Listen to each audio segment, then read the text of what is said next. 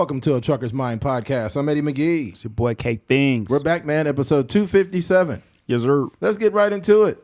Recently, we've been seeing celebrities wearing these huge red boots. They are just these big, massive boots, and people are wearing them. Do I know why they're wearing them? Fuck no. I don't know. It looks crazy to me, but who am I? I'm not like a fashion aficionado. I'm just a black guy, right? So what do I know? All right, so let's get into it.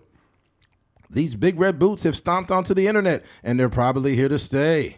There's a new shoe on the block. The big red boots have taken the internet by storm for their oversized cartoonish look and made their way to New York Fashion Week. Created by MSCHF, a New York-based art collective, the coveted boots sold out within a matter of minutes during the official online launch on February 16th. While MSCHF pronounced mischief, hints that the inspiration may have come from the Dora the Explorer sidekick boots.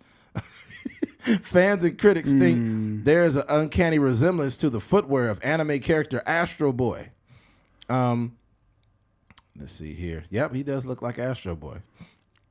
That was the first thing that came to my mind. Celebrities and influencers alike have embraced the jumbo boots and have been seen stepping out in their new statement piece. But the boots come with a hefty price tag at $350 a pair. Hoda Kotb and Jenna Bush Hager weighed in on the latest style trend on February 15th, deemed it a slay. Okay, I don't know why they too old to be saying that. Anyways. Yeah, they could have left that out of the article. Yeah, slay. Yeah.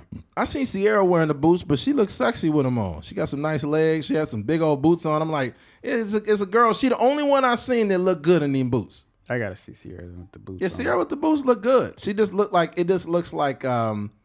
what do you call that? Like a high fashion type thing when she wears it. Yeah. Everybody else's look ridiculous with them. Oh, hers look a little smaller too. Oh, she got some reduced boots. She got the reduced. Oh no, they look kind of big still. They still big, but like, yeah. To me, she looks sexy with them on because she's a woman. Yeah. Right. I expect women to wear shit like this, but it actually doesn't look so bad. Yeah. You know, but everybody else just look ridiculous. Not every shoe is for everybody. Nah. She got a big old shirt on like she ain't got no pants on. Yeah, but see how they look like she doesn't look out of place wearing them. Yeah, hers look pretty decent. But I forgot, who's this dude on the side with the boots on at the NBA game? That motherfucker look crazy. What was that? Diplo? Oh. That motherfucker had them boots on. He just looked like I don't know, man. He just had he had a big purse on his feet or something. Did you see Shai Alexander? Who? Shai Alexander, what's his name? Who's that? I don't know who it is. He played for the Oklahoma City Thunder. Oh, what happened? He just had like the baggy jeans. Now the big shoe thing is coming into style for some reason. Drake has these big ass boots he's been wearing, big old brown boots, and he wearing baggy pants now. So, I hope the baggy pants don't come back, bro. They coming back slowly, man. I seen a couple people wearing big old baggy pants. Because this is how it goes, man. Like, people try to force fashion on people. Because for the longest, people have started wearing more fitted jeans and smaller jeans now. Even the NBA reduced the jean size. Because back in the 90s and 2000s, everybody had long shorts. Now everybody's shorts little as a motherfucker. If the shorts get any smaller in the NBA, it's going to be a nigga with his nuts hanging out the bottom of this motherfucker, man. Yeah, the kid. I even see the kid. I was at this middle school basketball tournament. And the kids are rolling up their shorts. Yeah. And just like having it like, I don't get it. know. I think a decent, like, it's cool to like show your legs a little bit. You could, I don't want it to go back to the 80s, like with Magic Johnson and stuff like that. But I think it's cool to be like a little bit above your knees. But the whole like rolling them up. Tight, it's like hugging your nuts and it's just kind of weird. Yeah, I don't know, man. It's influence. You know, you start seeing players going smaller with the shorts. I don't even know where it came from. But the shortest shorts in the league. Jordan Poole. Huh? Jordan Poole? I know. I'm just saying, not now. Oh, okay. The shortest shorts in the league in the 90s or even in the 2000s before he retired was John Stockton. Oh, yeah, the shortest ones? Fuck yeah, because even when everybody was wearing the longer shorts, he was still wearing the short ones? Yeah, John Stockton had the little shorts on with the hairy ass legs. John Stockton tripping. He looked like somebody's hairy white dad out there on that fucking court. John Stockton was a dog, bro. That dude, he was to good. me, easily top 5 point guards of all time. Yeah. People get mad when you say it. Like, they'll be like, hell no, he ain't better than Chris Paul. I think John Stockton's better than Chris Paul. That's just my opinion. I mean, he leads in assists and steals. Like, what? Yeah, he's up there. He's one of the tops. You could say Iverson, but Iverson really didn't play like a point guard, man. Yeah, he's more like a guard. 2 almost. Yeah. But he was a point guard, so you got to put him there. So AI, Stockton, CP3 for sure. You got to put him on there. Who was another one? You gonna put J Kidd on there or no? You got Jason Kidd. You can't you can't sit there and skip over Isaiah Thomas, bro. Isaiah Thomas. Motherfucking Gary Payton. Gary Payton, yeah. Shit, there's so many good guards. But yeah, we ain't trying to get into all that right now. We're talking about these fucked up boots. So let's stay on task here. Somebody gonna hoop in these one day. Yeah. If Swaggy P was still in the league, he'll for sure pull up to the basketball game with these red boots on. Yeah, these boots are ridiculous, man. Yeah. I think now they're just putting it. They got Hulk boots now. You seen them? Mm-mm. They got these boots that got Hulk feet on them.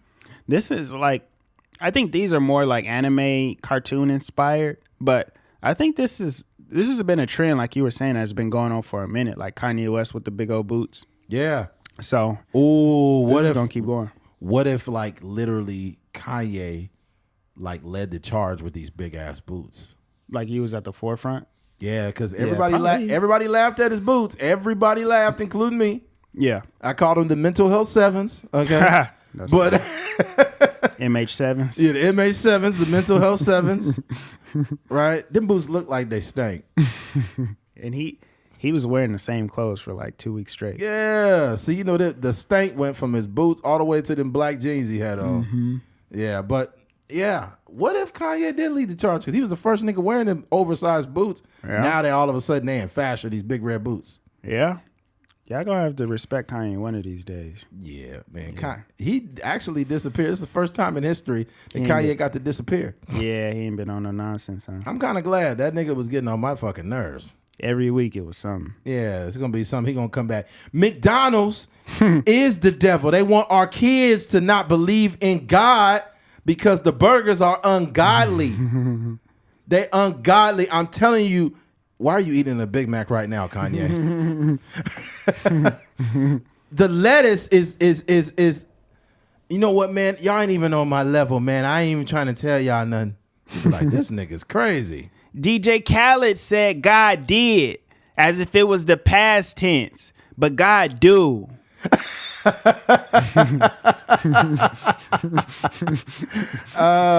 It's God's. It's plural, not singular. I believe in God's. It's more than one God because God said, you be like, this nigga needs to get his medication right now. It's plural, not singular. I used to have a singular cell phone back in the day. George Bush don't care about black people. Singular wireless, cricket wireless, track phone. Oh, man. Track phone. I had an Obama phone and I didn't even vote for Obama. Yo, them Obama phones is wild, bro. Yeah. Niggas had Obama's phones and just, I guess the phones were, there was a purpose behind it. It was for people to get jobs. I definitely there was an era in my life where I had an Obama phone. Nah. For like a couple of weeks, yeah. Really? Mm-hmm. That nigga Obama was calling you, hey, what are you doing with my phone? What are you doing with my phone, Keith? Why are you texting hoes on my phone? Why are you texting hoes? Every time you text a hoe, I'm going to charge you 25 cents for a text message. That was great. Oh, man. Yeah. That was a crazy time, man. Mm-hmm. Yeah, but the purpose behind those phones was to get a job. There's not a whole lot else to say about these big red boots, but I guess they're trying to force them into style. But if I ever see a motherfucker wearing those big red boots out here, man, I'm going to have a conversation. You know who's going to pop up with them first? I don't even know. You don't want to guess? Who's going to pop out here? Yeah. Fuck. I know him? Yeah. What's the age group? He's closer to your age, probably. I think he's in his 30s, like probably big 30s. red boots. Fuck, I'm gonna be mad when you tell me. Mm-hmm. Who is it, man? Todd Jones. Todd. Todd Oh, the first one with the red boots. Yeah, man, I had to get the big red boots to try them out, see what they about. Like, Todd, if you don't take those goddamn fucking boots off. Shout out to Todd Jones, man. That nigga would get those boots. Yeah, he would. Because when he found out about the Tesla truck, this nigga put a down payment on it. Yeah, it was or on the deposit. way. Yeah. I was like, come on. I was like, why'd you do it? Oh, man, you know when it come out, I'm finna get it. I'm like, nigga, why would you put that down on the truck already? Oh, I don't know, man. Just looked like it was cool, so I was checking it out. Yeah. Todd Jones is a great guy, but his voice doesn't match his body, man. What would Todd look? What would he look like if his voice matched his body? He'd be 6'10". That's funny. That nigga would be 6'10". Yeah. Yeah. Not much there. Not much else here. Yeah. Switching gears. During the Super Bowl, there was a commercial that came on. It was a Tubi commercial. And the Tubi commercial was basically, it made everybody believe that someone changed the channel.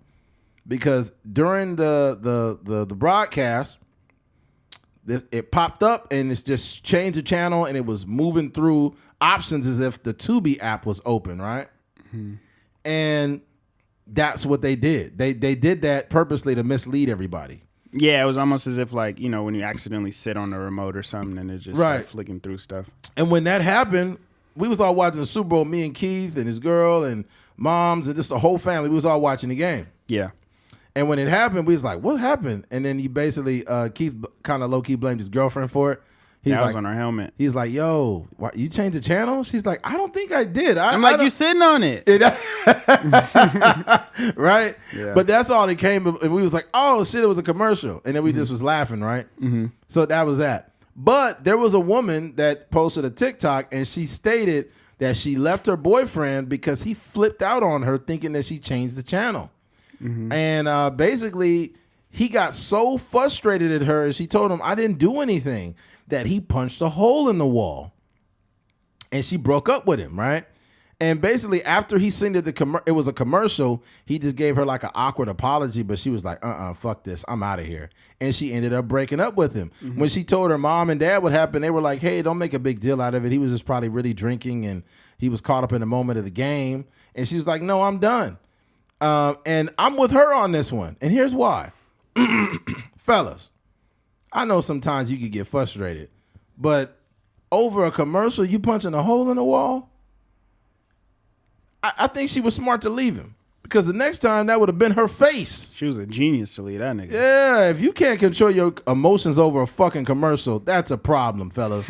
You got to stop this shit. I cannot bail him out of this. This is a complete overreaction. Yeah. Complete overreaction. Even because I literally, we was all in the house and we didn't know what had happened. We was like, yo, somebody changed the channel? But no one was mad. Mm-hmm.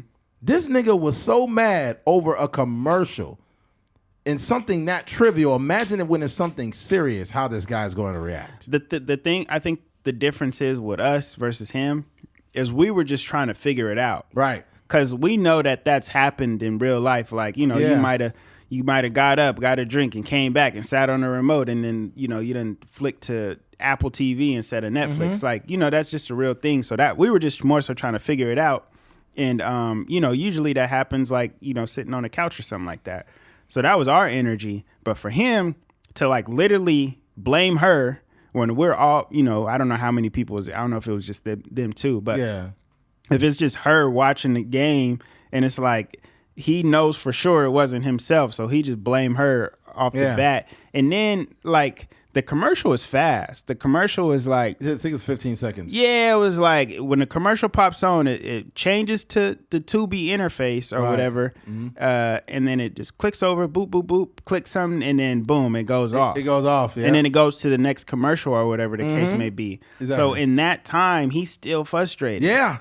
I'm like, dog, like after that, we was all laughing like, oh, this is a thing. Like, this is not like, this is a joke. That was a Tubi commercial. Exactly. Oh, that was pretty creative. That was the best commercial, whatever the case may be. Right. But while we just chilling, and this is happening in real time. So while me, Eddie, and everybody in the house is laughing and eating like freaking chicken and stuff like that, this nigga's punching holes in walls and about to have his relationship over because he can't even compartmentalize or understand that that's just a 15-second commercial. 100%.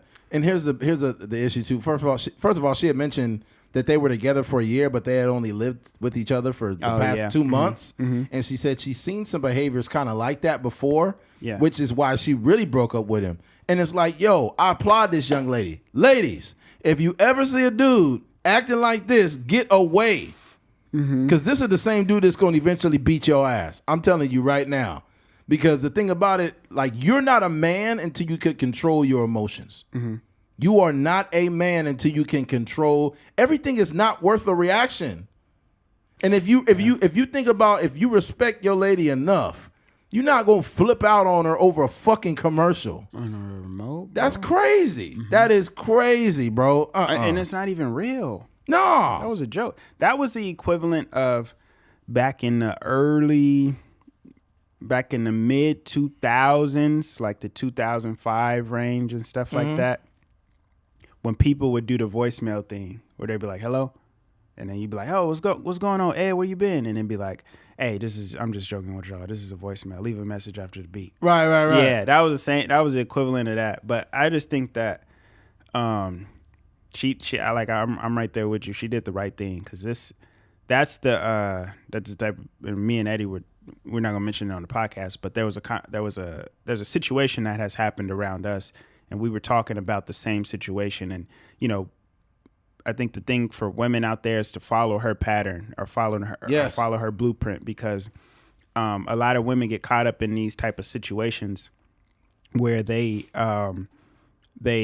feel like they stuck, or they feel like they can't go nowhere, or they feel like they in too deep, I guess. Yeah. And the best thing to do is just get out of that situation. Get the fuck out of there. Get out of there early too, because man is somebody that, like you said, and that's just the thing. Like, imagine the type of force that it takes to punch through a wall, and then imagine that same force punching a woman in her face, and it's just crazy. Yeah, it's insane to do that, man. And this applies to men too. If you notice that a woman is willing to get violent with you over something trivial, or get away from her, bro, because this is a woman that can stab you.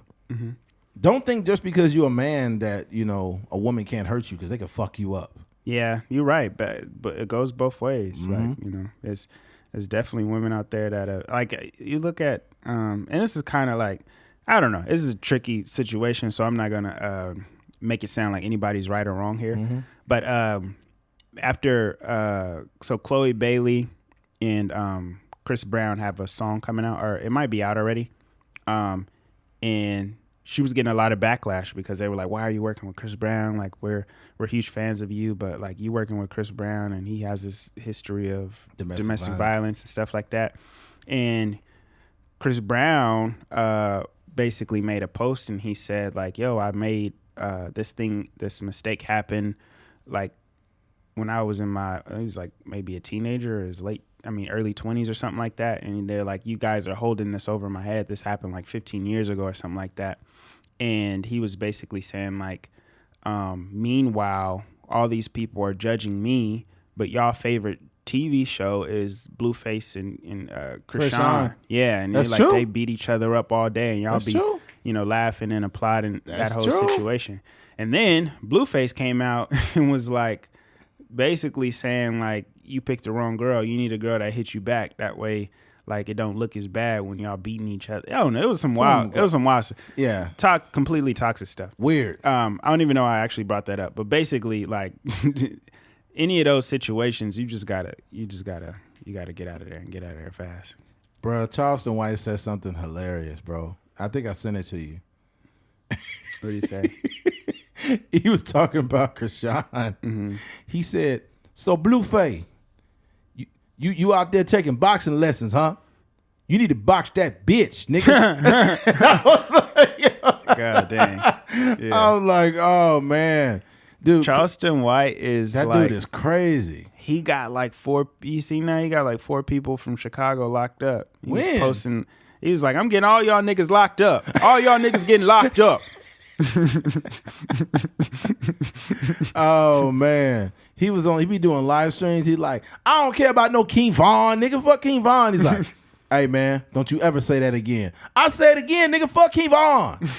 That nigga be talking He crazy. And then he pulled out some big ass gun during a live stream.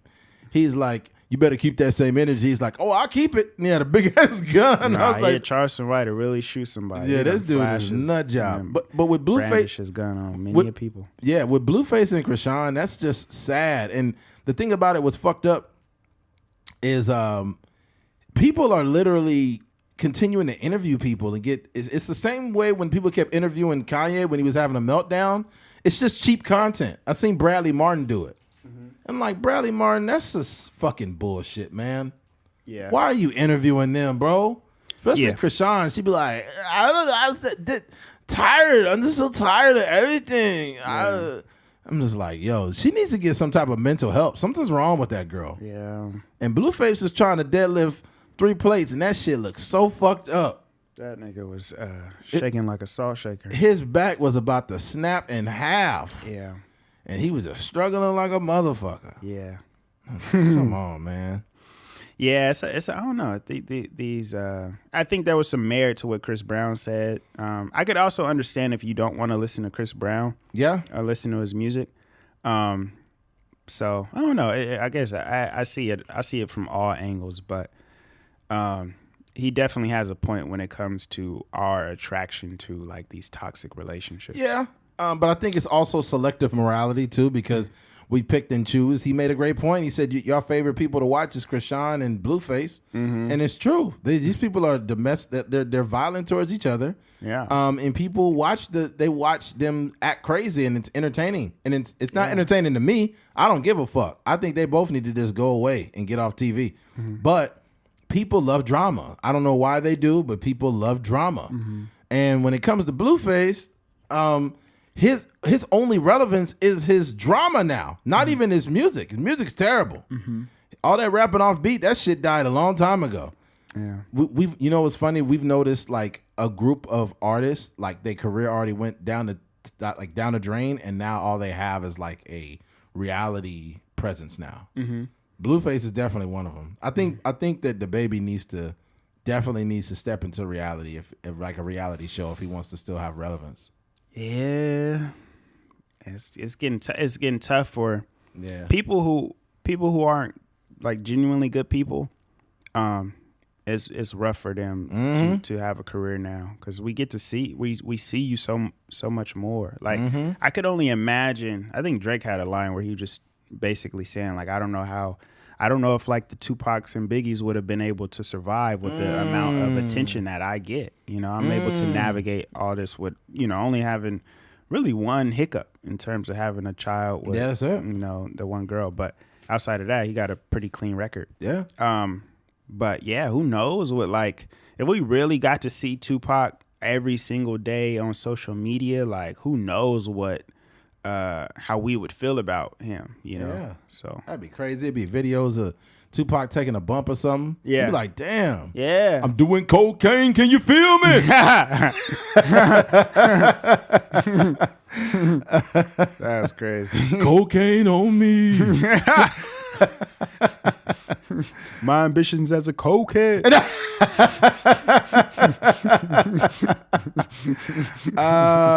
My ambitions as a snorter.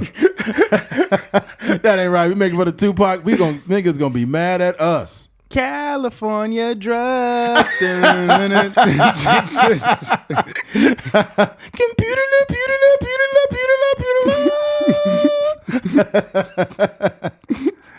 oh, shake it, baby. Shake it. Shake it, mama. Yeah. Yo, that was a Zap, wasn't it? Zap and Roger had a group back in I think so. That's Zap. Yeah. Mm-hmm. He's the one with the talk box. Yeah. He had some hits back in the day, Zap. Boom, doom, doom, boom, doom. Yeah. Boom, doom, doom, boom.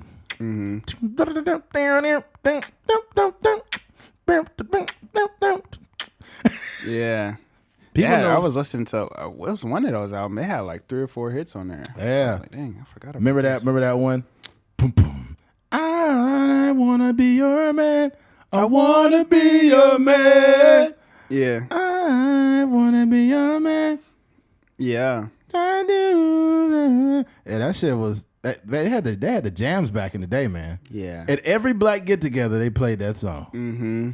The slaps, huh? Yeah. Yeah. I think low key one of the kings of the 80s that had all the fucking hits was Rick James. Rick James. Rick sure, James was one of those. He's one of those ones in the 80s. Mm-hmm.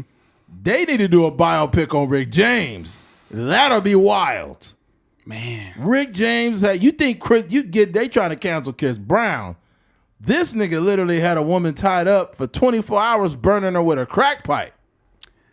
I don't know if they haven't made the Richard Pryor movie. That's bad too. That's gonna be fucking wild. So I guess what I would say is I think it's harder to make some of these movies, especially like the Richard Pryors and the Rick James, because there needs to be like some redeeming quality at the end.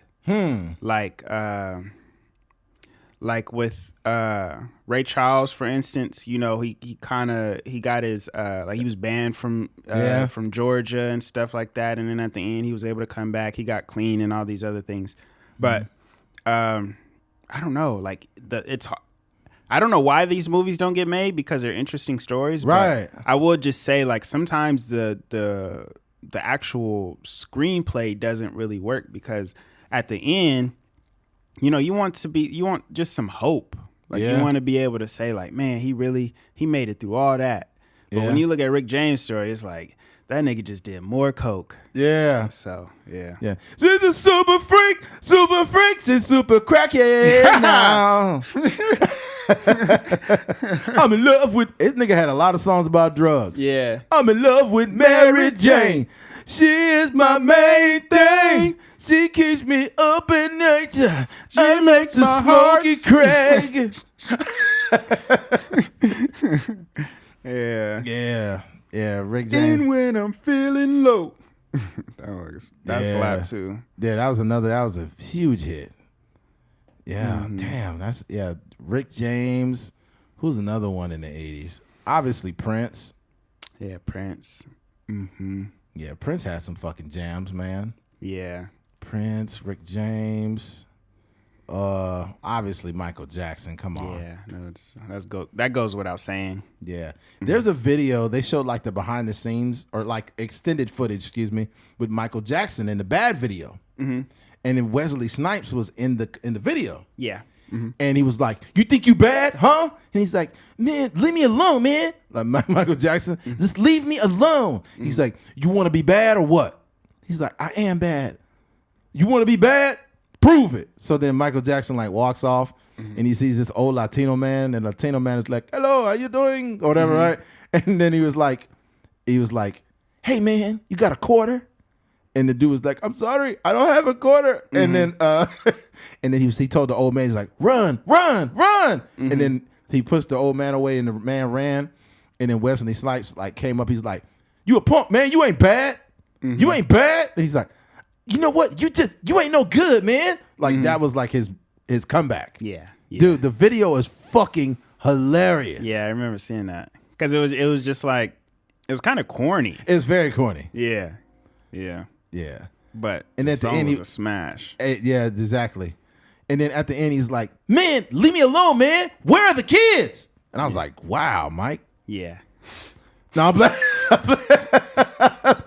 He didn't say that. He didn't say that part of it. I'm just He was like, "Man, where are the taxes?" You know, Wesley got arrested for taxes. "Oh,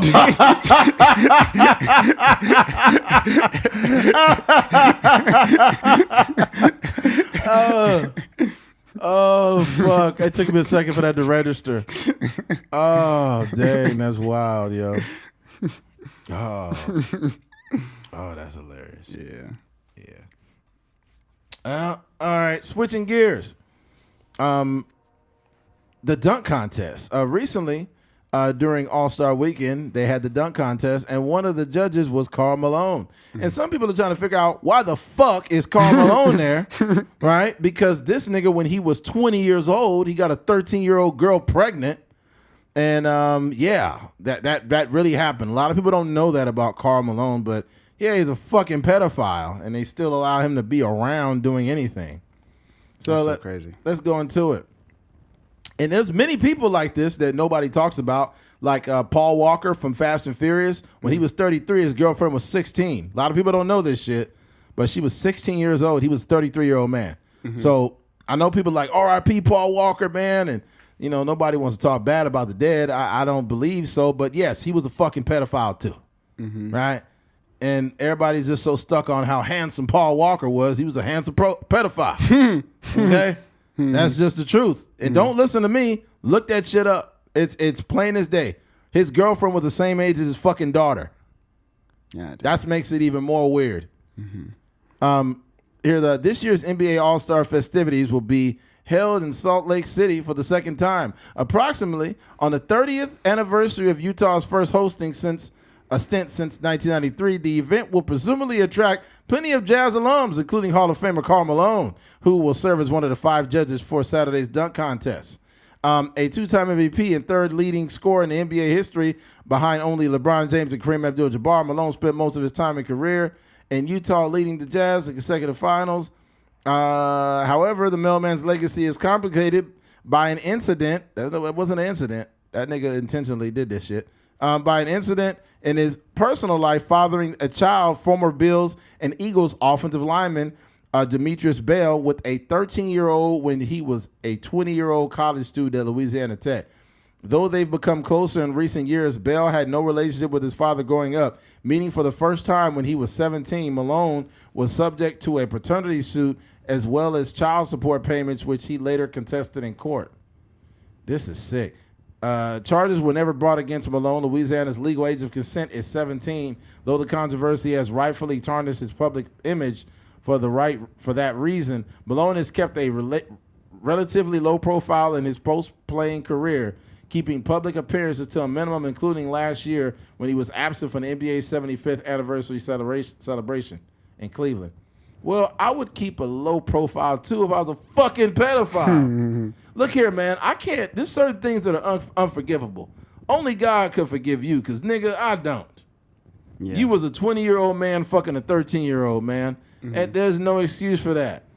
You was a grown-ass man back then, and now you going to host the NBA dunk contest? Like, the thing about it that's crazy is in the 90s, we were oblivious to it because the news, and there was no social media back then, so there wasn't a bunch of opinions about it. And whatever was known, it was kind of kept out of the public. Like, there was even like a case with Michael Vick where a girl accused him of giving her herpes. I don't know if you heard about that story. Yeah, he had a different name. Ron Mexico. That was his name in the case. Yeah. Which is crazy how like that didn't really like go all over the place, but some people knew about it. So the media and everybody did a good job of being hush about it. But bro, you got a 13-year-old girl pregnant. That is just disgusting. What is a grown man doing at Louisiana Tech getting a 13-year-old girl pregnant? Bro, you a pedophile. That's the bottom line. Probably not the first time he did some shit like that. And now he doing a dunk contest? No, he shouldn't be involved in that at all. Like, not at all. You want to get mad at Kyrie for posting a fucking tweet, not even a tweet, posting a link, and now Kyrie had to defend himself and go through these explanations and make apologies and all of this. But this nigga is a pedophile and was with a fucking 13-year-old and he's fucking hosting the dunk contest? Yeah. NBA has set a fucked up example. They took a big L with this shit. I don't know if Karl Malone's got something on the NBA or if they're just blind, but they can't have this nigga nowhere. And the NBA knows everything about everybody. Yeah, that's what Carmelo Anthony was saying. Thank you. The commissioner was like, yo, you hanging around the wrong people. This motherfucker, what's his name, the old commissioner? You know what I'm talking about? Yeah, I forget his name. I forget his name, but he passed away. But the old NBA commissioner like brain cancer or something? Yeah, something like that. But the old commissioner had called him and told him the names of the people he was around. And I'm like, oh my God. That's power. Yeah. So if the commissioner could call you and tell you, hey man, you need to stay away from Lil Peanut. I know about him. It's like, yo, if the commissioner has that power then the commissioner knows every player from every roster, even G League. He knows everything about you. Why was this not vetted properly?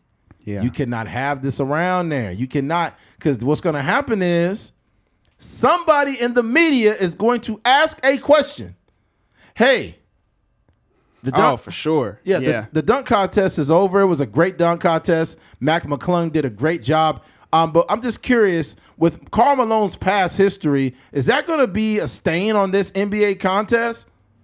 That's a fair question. Yeah. You know, and that's crazy too, man. White boy won a dunk contest during Black History Month. That's fucking crazy. That's not good. It's not good, man. We got to do better. We can't have that, man.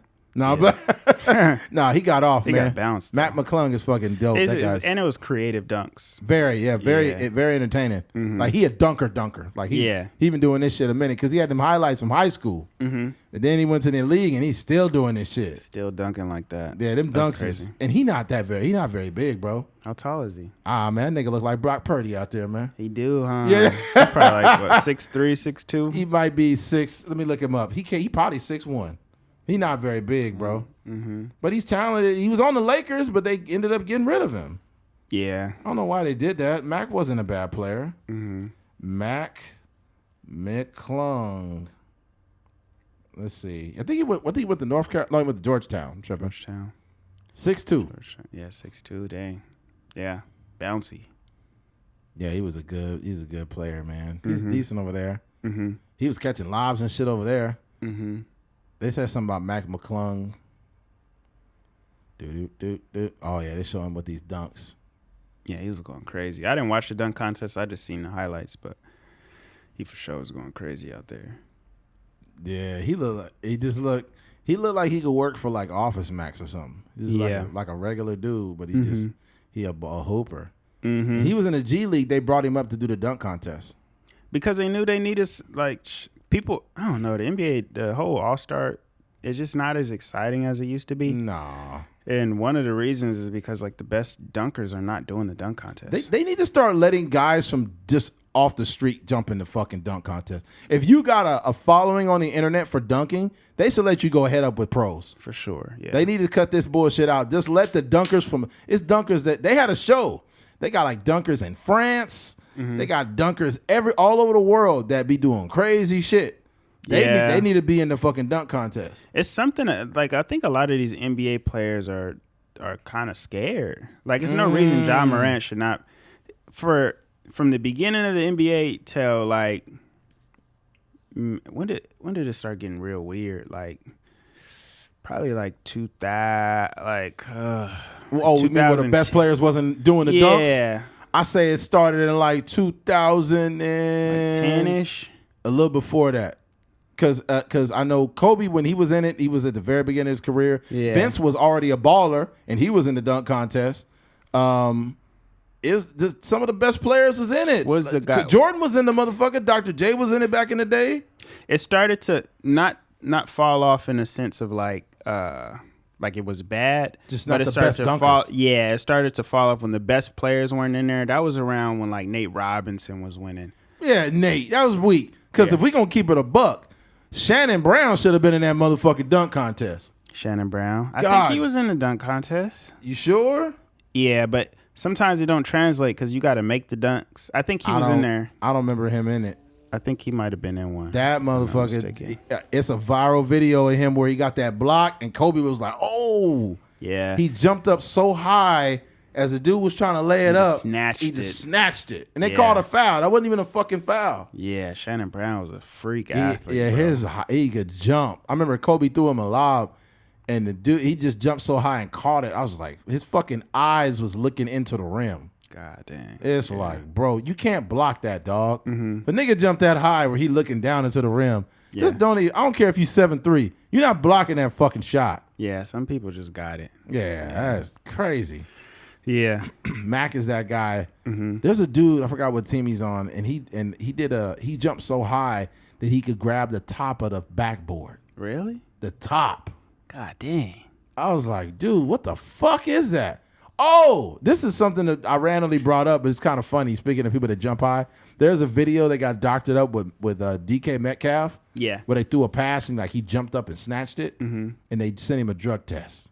Yeah, I seen that. Yeah, I sent it to you. Yeah. I'm like, damn. Yeah, that it looked like slightly altered. But it looked almost real enough to where you'd be like, yo. But it's kind of like the Steph Curry. They're doing that a lot now, like even with Steph Curry, where he was making like all those half court shots. I had this movie idea, and hopefully nobody steals it, but it was going to be like the premise is like a high school kid that doctors up his highlight tape in order to get like a scholarship. Like imagine a kid going to BHS and he play like basketball or something like that. And he's good at like CGI and stuff like that. And he doctors up his highlight tape where he just crossing people and shooting threes all across the thing. Or even like in football, he doing all these one-handed catches and stuff like that. And then he getting all these offers from like USC and all these things. Yeah. So that's probably like, I got a couple ideas. Hopefully nobody steal that. If they do, oh well. But that's dope. But yeah, that was just an idea I was thinking about. Yeah, that's a trip. Yeah, this is a dope dunk contest. I didn't catch all of it, but I did catch Mac McClung's dunks. There's some good dunks, man. But people be like, yo, this is the first white boy to win a dunk contest. False. Brent Berry won a dunk contest back in 96. But Brent Berry, he jumped he jumped further from the free throw line than Dr. J and Jordan. Oh, I remember that. Brent Berry jumped, and Brent Berry jumped with his warmer on. He never took it off. So this motherfucker jumped with a whole foot behind the free throw line and was just flying with his fucking shit. I was like, God damn. I remember when that happened. Yeah. I was like, wow. I don't get why people are always so shocked when white boys could jump. Yeah, that's some athletic white boys out there. Yeah, it is. But I think that on a massive scale, that's not their strong suit. Usually they're really fundamental. I mean, you just see it like, even when there's no other white running back besides McCaffrey. Yeah. And there's no really corners either. Too. There's not been a starting white corner in the NFL since Jason Sehorn. Did you know that? Yeah. That's fucking crazy. That is pretty crazy. That's so weird. As many like white people play football. There's nothing but black corners. It's some positions that's pretty much off limits. That's crazy, man. Because O-line is black and white. D-line is black and white.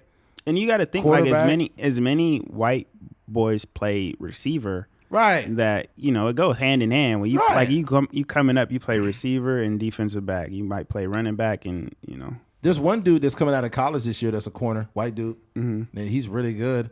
I forgot. I don't know if he went to Colorado. I can't remember where he went, but he was really good. And there was like, is this going to translate into the league? But I think it's kind of low key, like low key racist though. Because it's like they almost just doubting him because he's a white corner. Yeah. Because so if you a lockdown corner and you a white dude, you probably gonna go in the 4th round or some shit. Yeah. Yeah. That's fucked up. It's gonna be some black dude that go to like Arkansas. That's like probably should be in the 3rd round. They're gonna pick that dude. There's definitely racism in football. Like same with black quarterbacks. Like I'm sure there's like not so much now. Yeah. But just in general, black quarterbacks are kind of looked at as like the more athletic, that run, the dual threat quarterbacks that don't have the same, can't read the field like a Tom Brady or Aaron Rodgers or something like that. Yeah. So they probably there's that sort of racing, but it plays a part in every position. Like, I think that, like you were saying, when they look at, it's just not a lot of white cornerbacks in general. Like especially in college, I rarely see. I can't remember even the last time I seen one in college. But like when you look at the field, I'm sure they be saying like, I don't know, he's a white boy playing cornerback. I don't know if that's gonna work. I don't know if that's gonna translate to the NFL. Probably have to move him to safety. Probably have to move him to outside linebacker or something like that. But yeah, I don't know. Or probably have to move him to slot receiver or something like that. And it's like, what? Why? Yeah, if he could play, he could play. You could play. Like Adam Thielen's really good. People forget about Adam Thielen. He's a white guy. He's a wide receiver. He's really good. But there's a lot of that. I think that's not really an issue with wide receiver. Yeah, not wide receiver. Wide receiver is white dudes dominating the league. Like Adam Thielen been around. Fucking Cooper Kupp. if you go over the years, you got the Stokeleys of the world, Wes Welkers, of the world, freaking Edelman, Julian Edelman, Danny Amendolas. Yeah, you got those guys, those quick slot guys that can get open. Those dudes can play corner. I don't know if they can play cornerback though, because you got to be like. I can see an Amendola playing a corner. You not only got to be quick, you got to be able to run with DK Metcalf. The hell is that? No, somebody else. Yeah. Thought that was me. I was like, oh, okay. You about to end this podcast early. Fuck that. Yeah. But as far as Karl Malone goes, I don't have much to say on that. It is a tricky situation. And the NBA, they just need to what you would call keep the same energy. They do. Yeah, because that don't make no goddamn sense. It got this goddamn pedophile in there. That wasn't a good dunk. Somebody said, hide your kids. Somebody said he was getting confused because he was throwing up 9s and 10s, but he was like getting confused with like the ages. Oh, they said it better online, but that was. I give that a 12. He's like, nigga, no, that's crazy. It don't even go to 12, man. What's wrong with you? I think. I don't know. I'm a little bit different. Like I think that there's like reconciliation for almost anything, but I think the biggest issue that I see with this whole situation is there's no conversation about it. Yeah, like he's just going on with his life. His son is like done played in the NFL and like is grown, and you probably got gray hair and grandkids and all these other things, and there's literally no conversation about it. This is like a taboo in a sense. Like it's kind of like this underlying story that people just talk about, So I don't know. You just got to say something, dog. Like, I don't know. Even if he came out and was like, yo, I was young and I made a mistake. Never addressed the shit. He just never said anything. I don't know. It was crazy.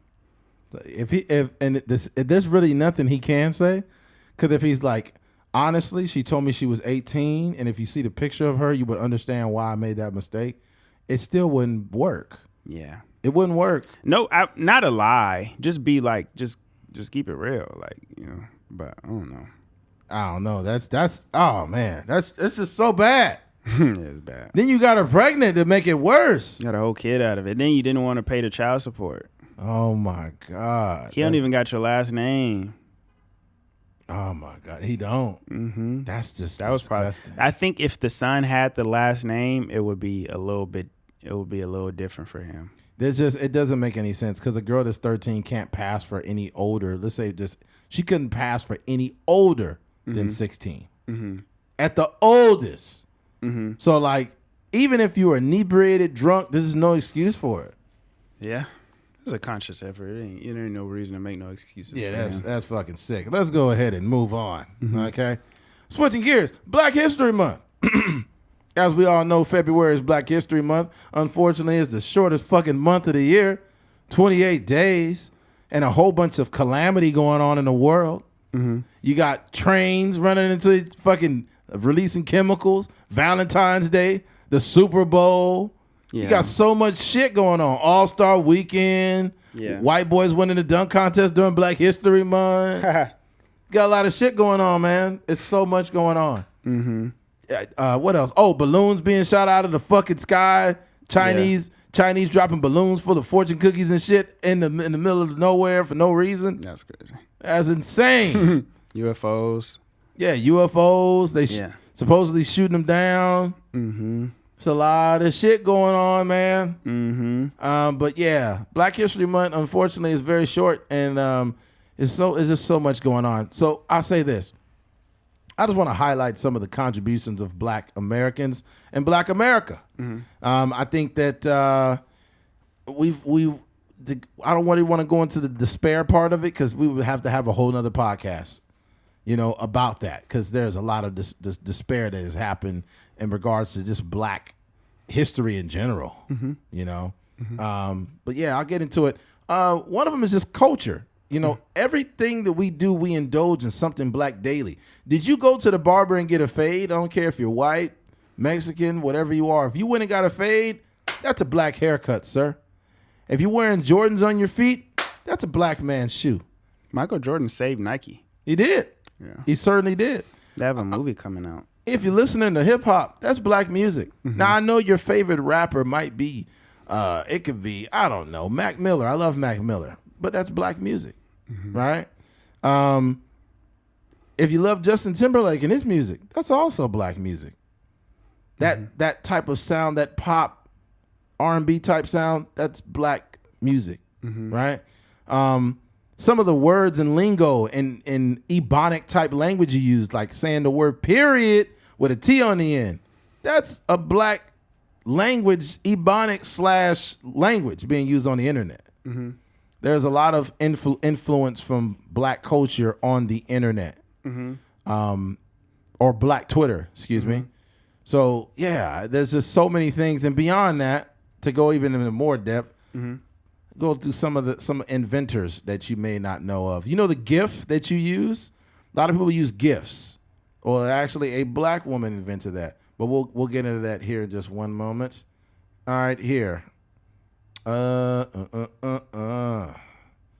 right, we got Shirley Jackson. Dr. Shirley Jackson is an American physicist. Physicist who received her PhD from the Massachusetts Institute of Technology in 1973. She was the first African-American woman to earn a doctorate in nuclear physics at MIT. In addition to her lengthy list of academic achievements, she also has an impressive number of inventions under her belt. Her experiments with theoretical physics paved the way for numerous developments in the telecommunications space, including the touch-tone telephone, the portable fax caller ID, call waiting, and fiber optic cable. That's a huge fucking deal because we still use that today. Fiber optics, yep. Okay. Next, Lewis Latimer. Inventor and engineer Lewis Latimer was born in Chelsea, Massachusetts on September 4th, 1848. He collaborated with scientists greats Hiram Maxim and Thomas Edison. One of Latimer's greatest inventions was the carbon fulfillment, a vital component of the light bulb. His inventions didn't stop there. Working with Alexander Graham Bell, Latimer helped draft the patent for Bell's design of the telephone. This genius also developed an improved railroad car bathroom and early air conditioning unit. This is fucking huge. So the next time you're escaping a hot day inside your cool house, don't forget to thank Lewis Latimer. See, this is a huge deal. Thank you, Lewis Latimer. This is a huge fucking deal because we use these things every day not knowing that a black person invented them. So without you could say like, you know what? I don't like black people, can't stand them. Well, you benefit from them every day and you don't even know it. Now, this is off the record, but did you know that the color TV was invented by a Mexican man? Nobody knew that. This is Black History Month. It's Black History Month, but I'm just saying. Yeah. There's a suppression. I don't want to highlight Mexicans on Black History. Hey. No, this guy's crazy. Anytime a nigga make you hot, just think about Lewis Latimer because he made the AC. Yeah. There's just a suppression of information is the point I'm trying to make. You know, things like AC unit or the color TV, is something that we should know. And I think it's something that should be a part of the textbooks. I didn't know that a Mexican man created color TV until about a year ago. That's fucking sad, man. Yeah. That's insane. Marie Van Britten Brown. Did you know that the first home security system was invented by a black nurse? Meet Marie Van Britten Brown.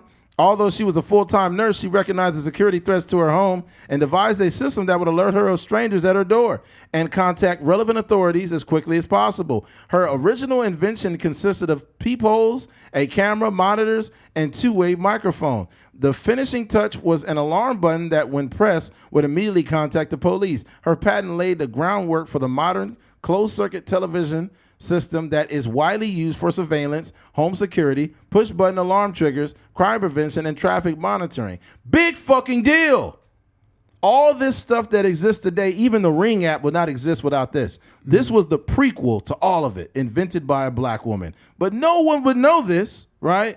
No one would know this had they not looked up the information. Or listen to a Trucker's Mind podcast. You learn things here, okay?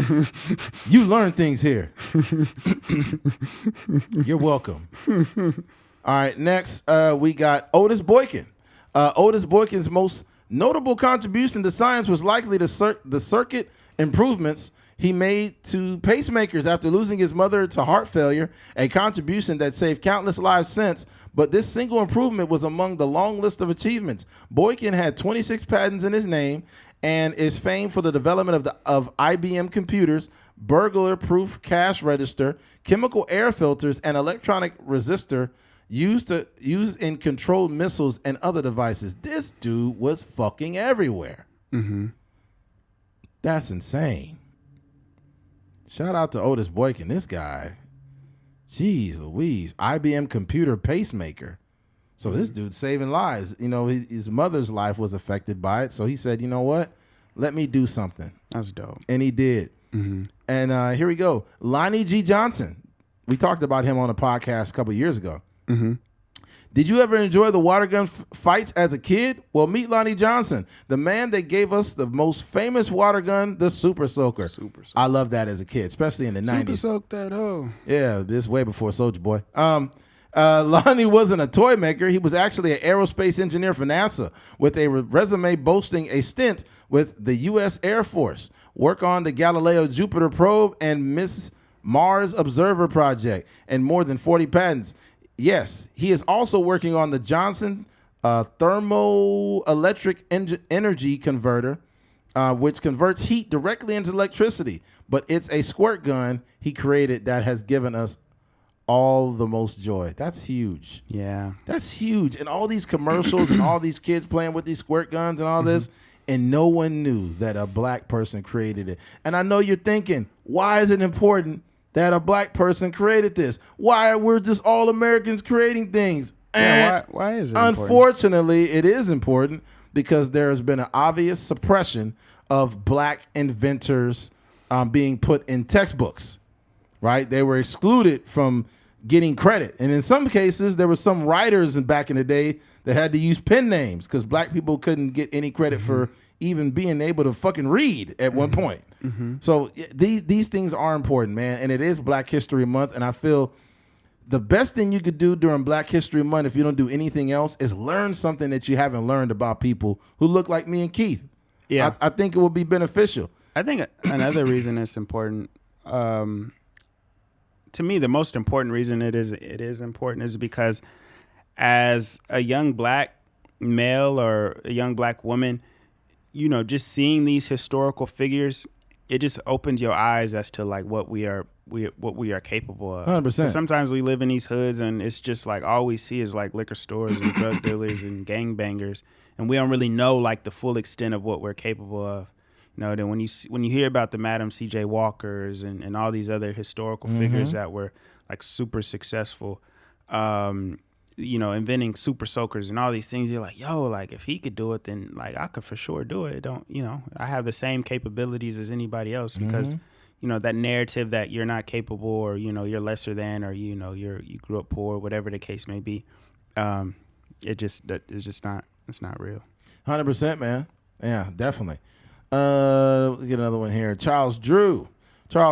Every 2 seconds, someone in the U.S. needs blood. Thanks to Charles Drew, that blood is available. Drew was a physician, surgeon, medical researcher who worked in a team at Red Cross on groundbreaking discoveries around blood transfusions. In World War II, he played a major role in developing the first large-scale blood banks and plasma and blood plasma programs. He also invented the and get ready because his name is pretty charming, Bloodmobiles, excuse me. These are refrigerated trucks that to this day safely transport stored blood to the location where it is needed most. Drew was one of the most prominent doctors working in his field and one of the only African Americans during the time when blood donation was still separated along lines of race. That's fucking crazy. Oh, dang. So we couldn't even give each other blood when we was dying. Like, oh, man, I'm dying, but I need some black blood. Fuck. I don't want no nigga blood. Oh, man, I'm tired of this. Don't give me no coon blood in my arm. Oh, I'm dying. Fuck it. Give me the nigger blood. I'll take it. Don't give me that Kunta Kinte blood. It's like, can you imagine, like, you're a white guy, you dying, you're like, oh, fuck it. Give me the black blood. I can jump higher. I run faster now. No. My dick is longer. Oh, no. No. Oh, that's hilarious. Good old Black History jokes. All right. Along the lines, Drew eventually resigned from his position with the Red Cross over their insistence on adhering to the policy. It was 1950 before the Red Cross finally recognized all blood as being equal. That is sad. 1950? Yeah. Damn. 1950, bro. That's not that long ago. Yeah. That's crazy, man. What's crazy too is, rest in peace to my grandpa, but out there near Wasco, there's a cemetery out there, and for the longest, that cemetery was segregated, and it stopped barely being desegregated. I forgot when they did it, but it wasn't even that long ago. Yeah. I think it was in the 80s or some shit like that. You don't even want to be buried by black people. Crazy. That is wild. Don't bury me next to Tyrone. I don't want to do it. That's sad. That's sad that we lived in a world like that. That wasn't even that long. This is way less than 100 years ago. This is what fucking shit. 54 years ago, 55 years ago that there was these realities all the way up in some places in the 80s. Yeah, man. It's America's been tough for black people, man. And it's not to win the oppression Olympics. It's just the facts. And also the thing about it too is the reason why some people are like, we don't understand what's the big deal with race and why are black people always complaining. It's when you don't, the sad part is when people don't get the information about what has went on with Black America, then they are just filled. American history is filled with highlights and none of the wrongdoings of other people. So what happens is you start to believe all these highlights, and American history start looking like ESPN highlights with LeBron James dunking every other second. But in actuality, they're not showing the truth, man. You know, if you could even resell a home to a black person, they were not even able to. If you resold a home to a black person, you would lose your real estate license. That's how fucking much they did not want black people in certain areas. It was terrible. Interracial marriage wasn't even legal till almost the 60s. That's crazy. You think about how wild this shit is, but we won't get into all that. We'll stick to the good shit. Let's go here. This one is fun. Lisa Galopter. Lisa Galopter, that's her name. If you ever enjoyed an animated GIF on the web, this is this one amazing clip of a kitten being scared by an iguana, then you have Lisa Galopter to thank. Galopter was integrally involved with the advent of Shockwave, a technology that formed the beginning of web animation. She also played a major role in emergency of online video, later serving on a senior management team at Hulu. Previously, Lisa was the interim head of digital for BET Networks and ran technology, product, and business operations. Today, you can catch Lisa at the White House in the United States Digital Service. She is currently serving as the Chief Digital Service Officer with the U.S. Department of Education. Holy fucking shit. This lady is the business. That's crazy. And she created the GIF, man. So what did I say earlier, right? Did she create the GIF or she created the pretense to the GIF? It says, amazing clip of kid being said. Then you have her to thank. It says, Galopter was integrally involved with the advent of Shockwave. Shockwave, yeah. Shockwave goes back. I think that was Yeah, I remember when something was not working on your computer and then the little Shockwave logo would be on there. That was, we're talking 2000, 2001? Yeah. Oh, that was a while ago. Yeah. That was back when internet had dial up. I'm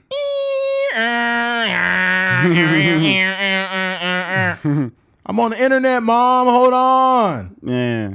That was crazy. That was the slowest porn ever. Yeah. Back in the day, dial-up porn was the worst. Yeah. Because you couldn't even beat your meat watching that shit. You had to print it out. You said what? You had to print it out. You got to print out you got to print out that porn. Black and white titties and shit. It wasn't even color yet. Niggas wasn't even printing color and shit. Yeah. Niggas did not have that color ink. Yeah, that's nuts, man. That's funny. Yeah, good times. But yeah, man, I think you guys get a gist of, I have a couple I want to share. Go ahead, man. Go ahead and share away. Off the top of my head, just thinking about Ben Carson, although he's people hate him now, but he was like the first person, I believe the first doctor to perform a successful split of Siamese twins. Oh, wow. So shout out to Ben Carson. Like OG Ben Carson, I don't know about now. This is one that actually my girlfriend has sent this to me. Oh, wow. This dude's name is Gordon Parks. It says, Gordon, he has a long name, but Gordon Parks was an American photographer, composer, author, poet, and these are not inventors. I just pick people that are like more so like in the film world. Poet and film director. He became prominent in U.S. documentary photojournalism in 1940s through the 1970s, particularly in issues of civil rights, poverty, and African Americans, and in glamour photography. He was best remembered for his iconic photos of poor Americans during the 1940s, taken for a federal government project, for his photographic essays for Life magazine, and as the director of the film Shaft's Big Score, and the semi-autobiographical The Learning Tree. And then it says, Parks was one of the first Black American filmmakers to direct films within the Hollywood system, developing films relating the experience of slaves and struggling Black Americans and helping create the blaxploitation genre. The National Film Registry citation mentions it as the first feature film by a Black director to be financed by a major Hollywood studio. Oh, wow. So that's Gordon Parks. And then also a couple other people I got right here. Sidney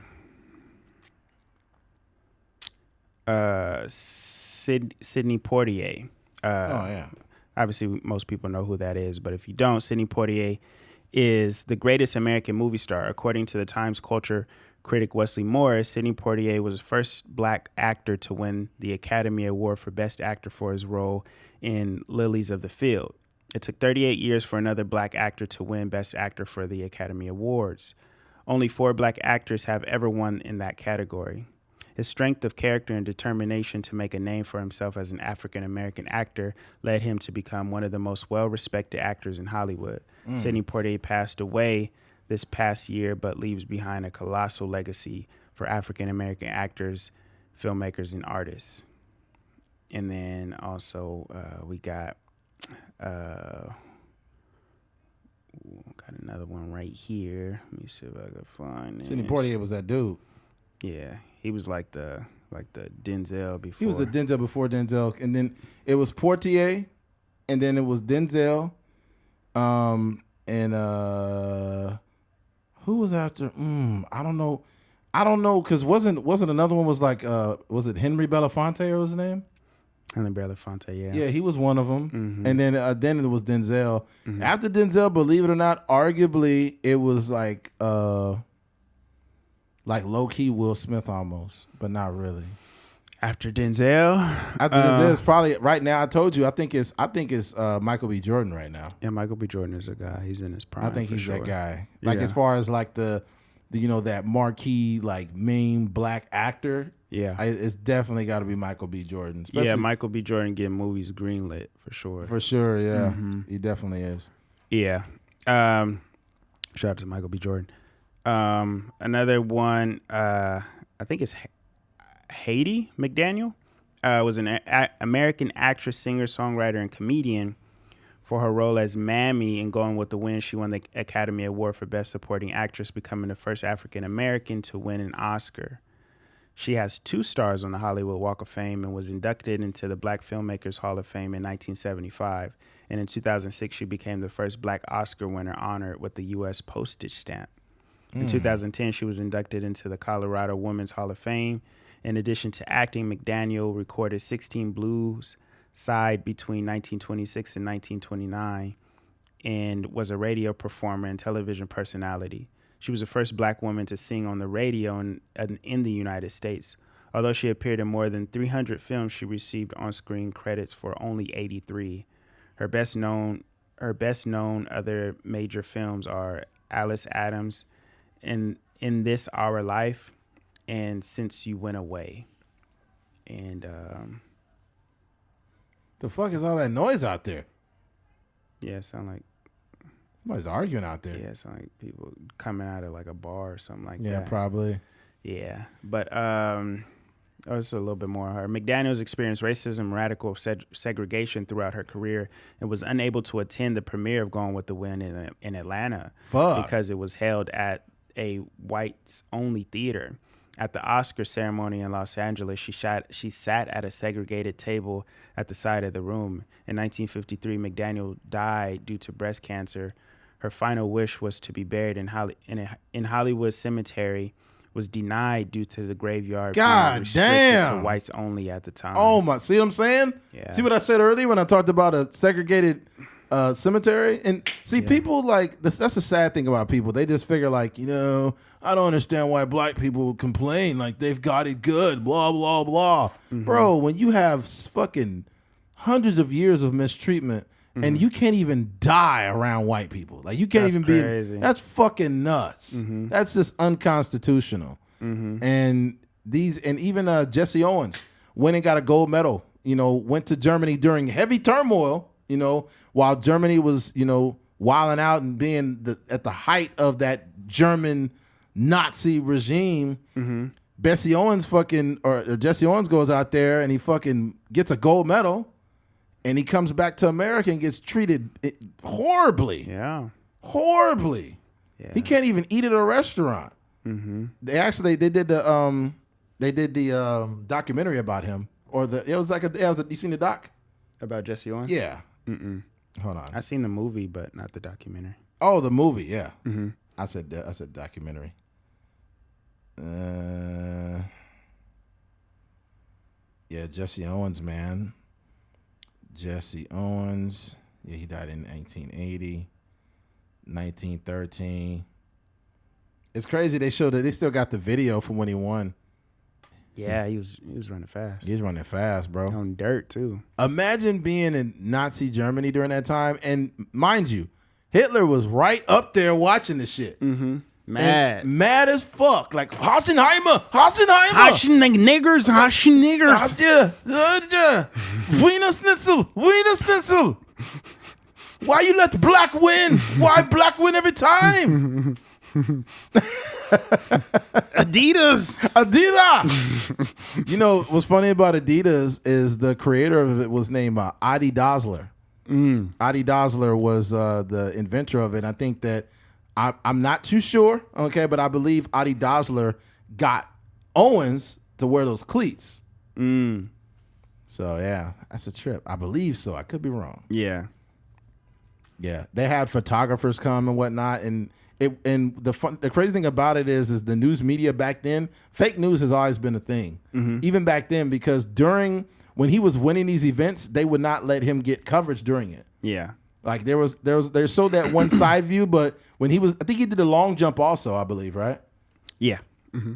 And when 1-2 and a long jump. Yep. And when he was doing a long jump, they would not allow photographers to take that footage of him at that moment. So after he had won, he had to go back and photographers got those really nice shots of him doing a long jump. So I was just like, this is crazy. So they did it afterwards? Yep, afterwards. It was in the movie. Yeah, it was in the movie. Dang, that's wild. Mm-hmm. Yeah. It's so much like these like we had it good. Like being able to just play sports at BHS without really I'm never really experienced any sort of racism in terms of my sports career. Right. But there was some people that just like they couldn't like eat at the same restaurants after the game with their teammates. Yeah. Like it was Bill always Russell. something they had to deal with. But yeah, man. Like the Bill Russell documentary, you guys should check it out. It's on Netflix right now. Boston Celtics legend with 11 titles. Mm-hmm. After his they had won, at the time they had won 5 out of 6 years, the NBA championship, and Bill Russell, his car broke down on the side of the road and people just looked at him and just walked by him. Mm-hmm. And also there was a time where whenever Bill Russell was out of town playing a game, people would come and knock his wife's, like they would come into the yard and knock his wife's trash can down and stuff like that, like harassing the family. Until one day, Bill Russell went out and got a fucking gun, and when he came back home, he was out there chilling with his gun, waiting on him to come up, and then afterwards there was no more people fucking around at his house. Of course, yeah. Yeah, Their so brains blown out. mind you, this is the NBA player in the city in Boston, right?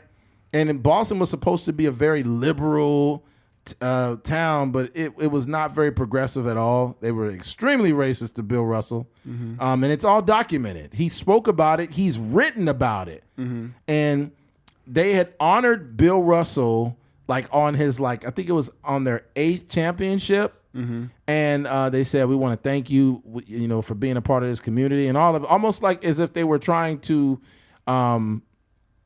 atone for some of the things they had done to Bill while he was there.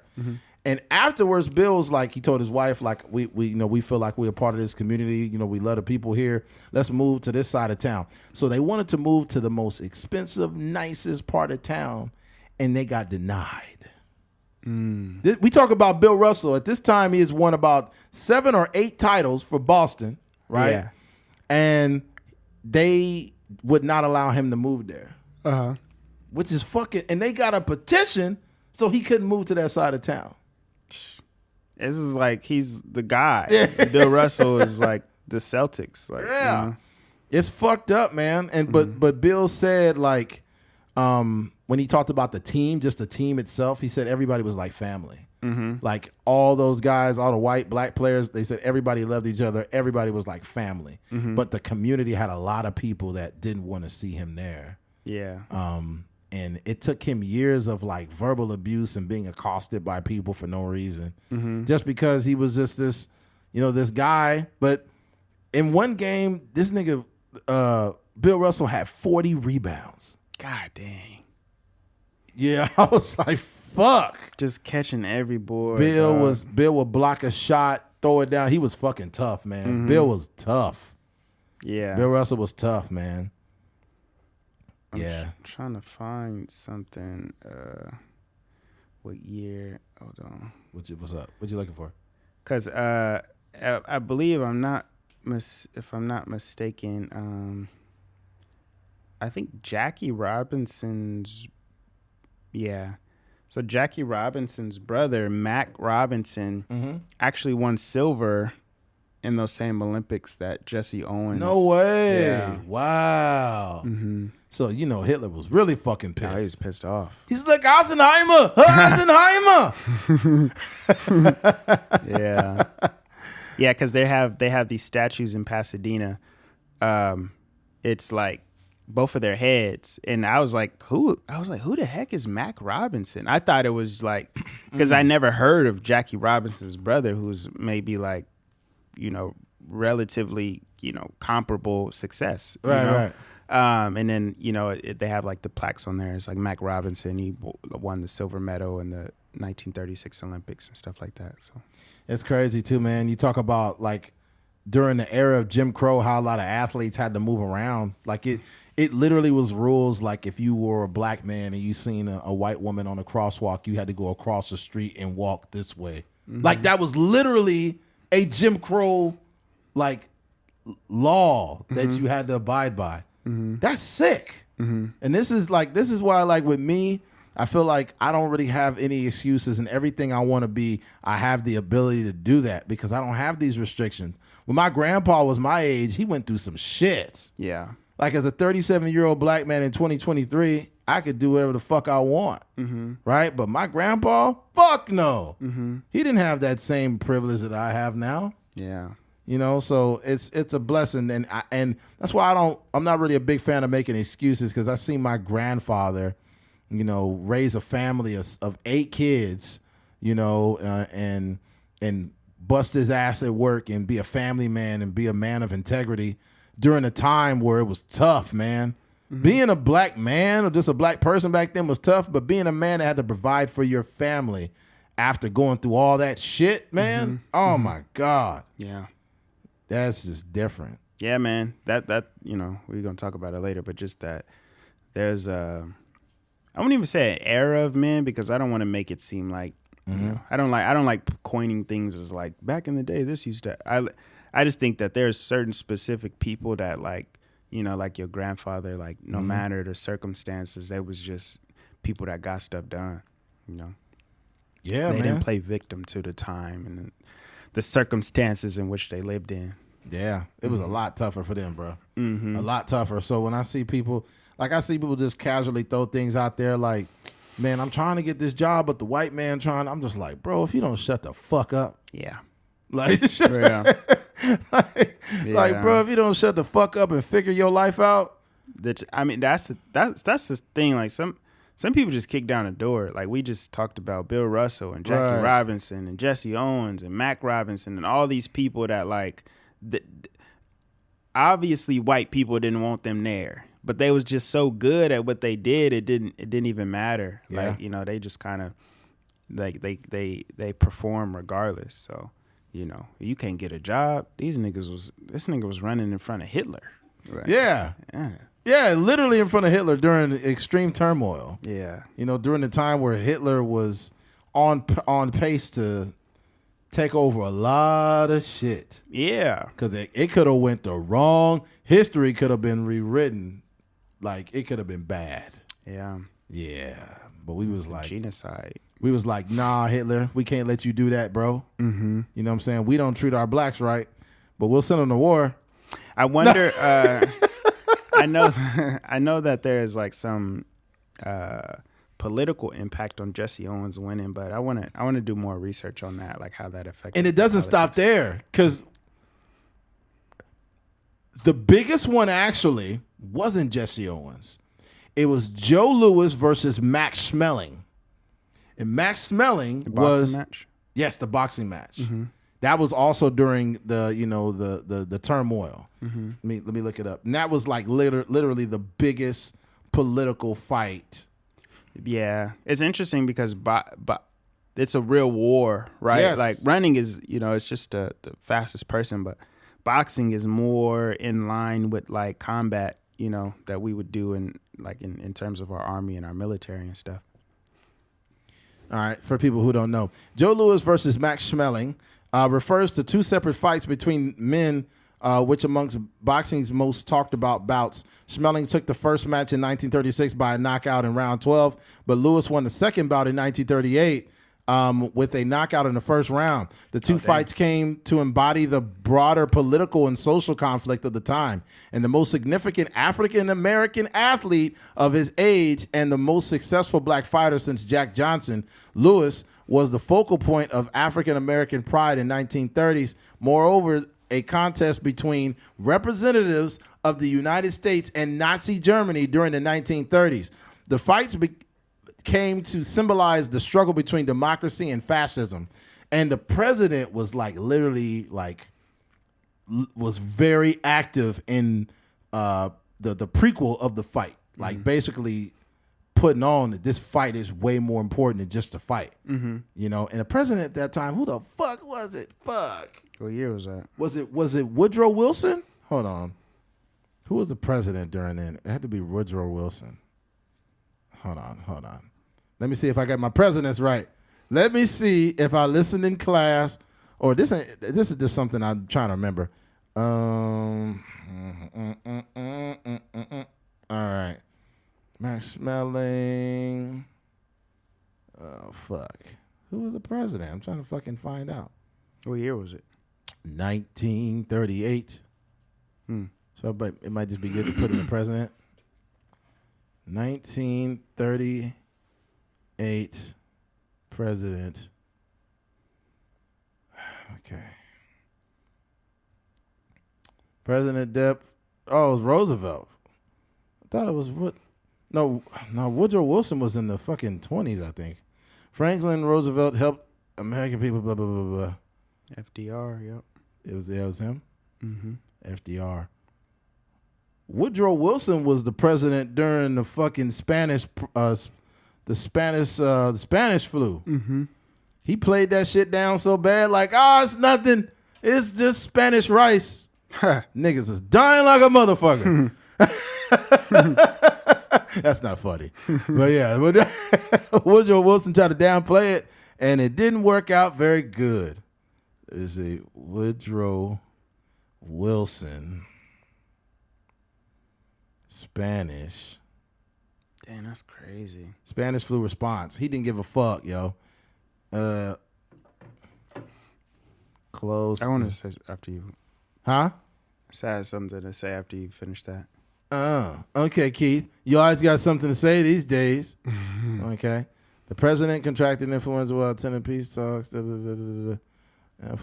Okay, yeah. 1918 influenza pandemic killed an estimated 50 to 100 million people worldwide, including 675,000 Americans in just 15 months.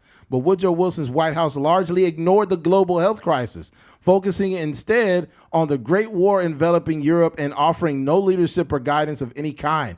As historian John M. Barry, author of Great Influenza, the story of the deadliest pandemic in history, recently told Times' Melissa August, Wilson wanted the focus to remain on the war effort. Barry explained anything negative was viewed as hurting the morale. In private, y'all and motherfuckers thought Trump was bad. Trump ain't had nothing on this nigga, bro. He was a nut job. In private, the president acknowledged the threat posed by the virus, which struck a number of people in his inner circle, including his personal secretary, his oldest daughter, and multiple Secret Service members. Even the White House sheep came down with the flu. God damn. Reports. White House sheep. That's fucking nuts. That is nuts. That's bad. I asked my dad, I was like, yo, who is the most, this is way before my dad passed away, probably about a year. I was like, who is the worst hated president ever? And I was like, is it Trump? He's like, nah, it ain't Trump. I think it's Nixon. Yeah, a Watergate thing. Yeah, this is people fucking hated Nixon. Yeah. Yeah. Yeah. I'm sorry, man. You were saying something? When I was like 2002, 2003, somewhere in there, this guy, his name was Mr. Lagore. He came to our class, and he asked the question when I was in elementary school. He was like, if you looked at the presidents, because we would all we were in class and we're trying to list the however many presidents was at the time, like 40-some presidents. Yeah, and he was like, if you looked at all of the presidents, like what would you, just from looking at the list, what do you think the qualifications of being a president was? And mind you, I went to McKinley Elementary. It's a bunch of niggas and a couple Mexicans and a couple white people. And like he's asking this to maybe like a majority black class. And it was just so crazy because we were like saying things like, I remember I raised my hand. I was like, like if an alien came down to this America and they looked at the list of presidents and they looked at the qualifications, what would they say? And I raised my hand and I was like, that you would have to be white, And it was just, just different things like that. You got to be old, you got to be this, you got to be that. But it was just so crazy that I don't know what the point was of him having that conversation, but I'm sure there was something to it, especially being, a school with a lot of black kids in there, that conversation was being had to like 10-year-olds. Yeah, what are you supposed to think? Yeah. See a whole list of white guys. Yeah, exactly. But yeah, I just thought that was interesting. Like, you having that kind of dense conversation with some kids. Yeah, probably a social experiment for him, like a black doll experiment. Yeah, yeah, yeah. That shit is sad. That experiment was really fucked up. The black doll experiment. Yeah. Which doll is bad? Went to the black doll. That's so fucked up. Yeah, that conditioning. Yeah, the conditioning, man. Yep. Anything else, Keith? No, I think that's shout out to black people. Yep. Shout out to us. All right. Switching gears. Recently, Don Lemon. Don Lemon is being outed for a sexist comment or being, it's kind of subjective. Some people would say it's sexist. Some people say it's not. All right, Mr. Don Lemon. And Don Lemon won't appear on CNN show after Nikki Haley prime remarks.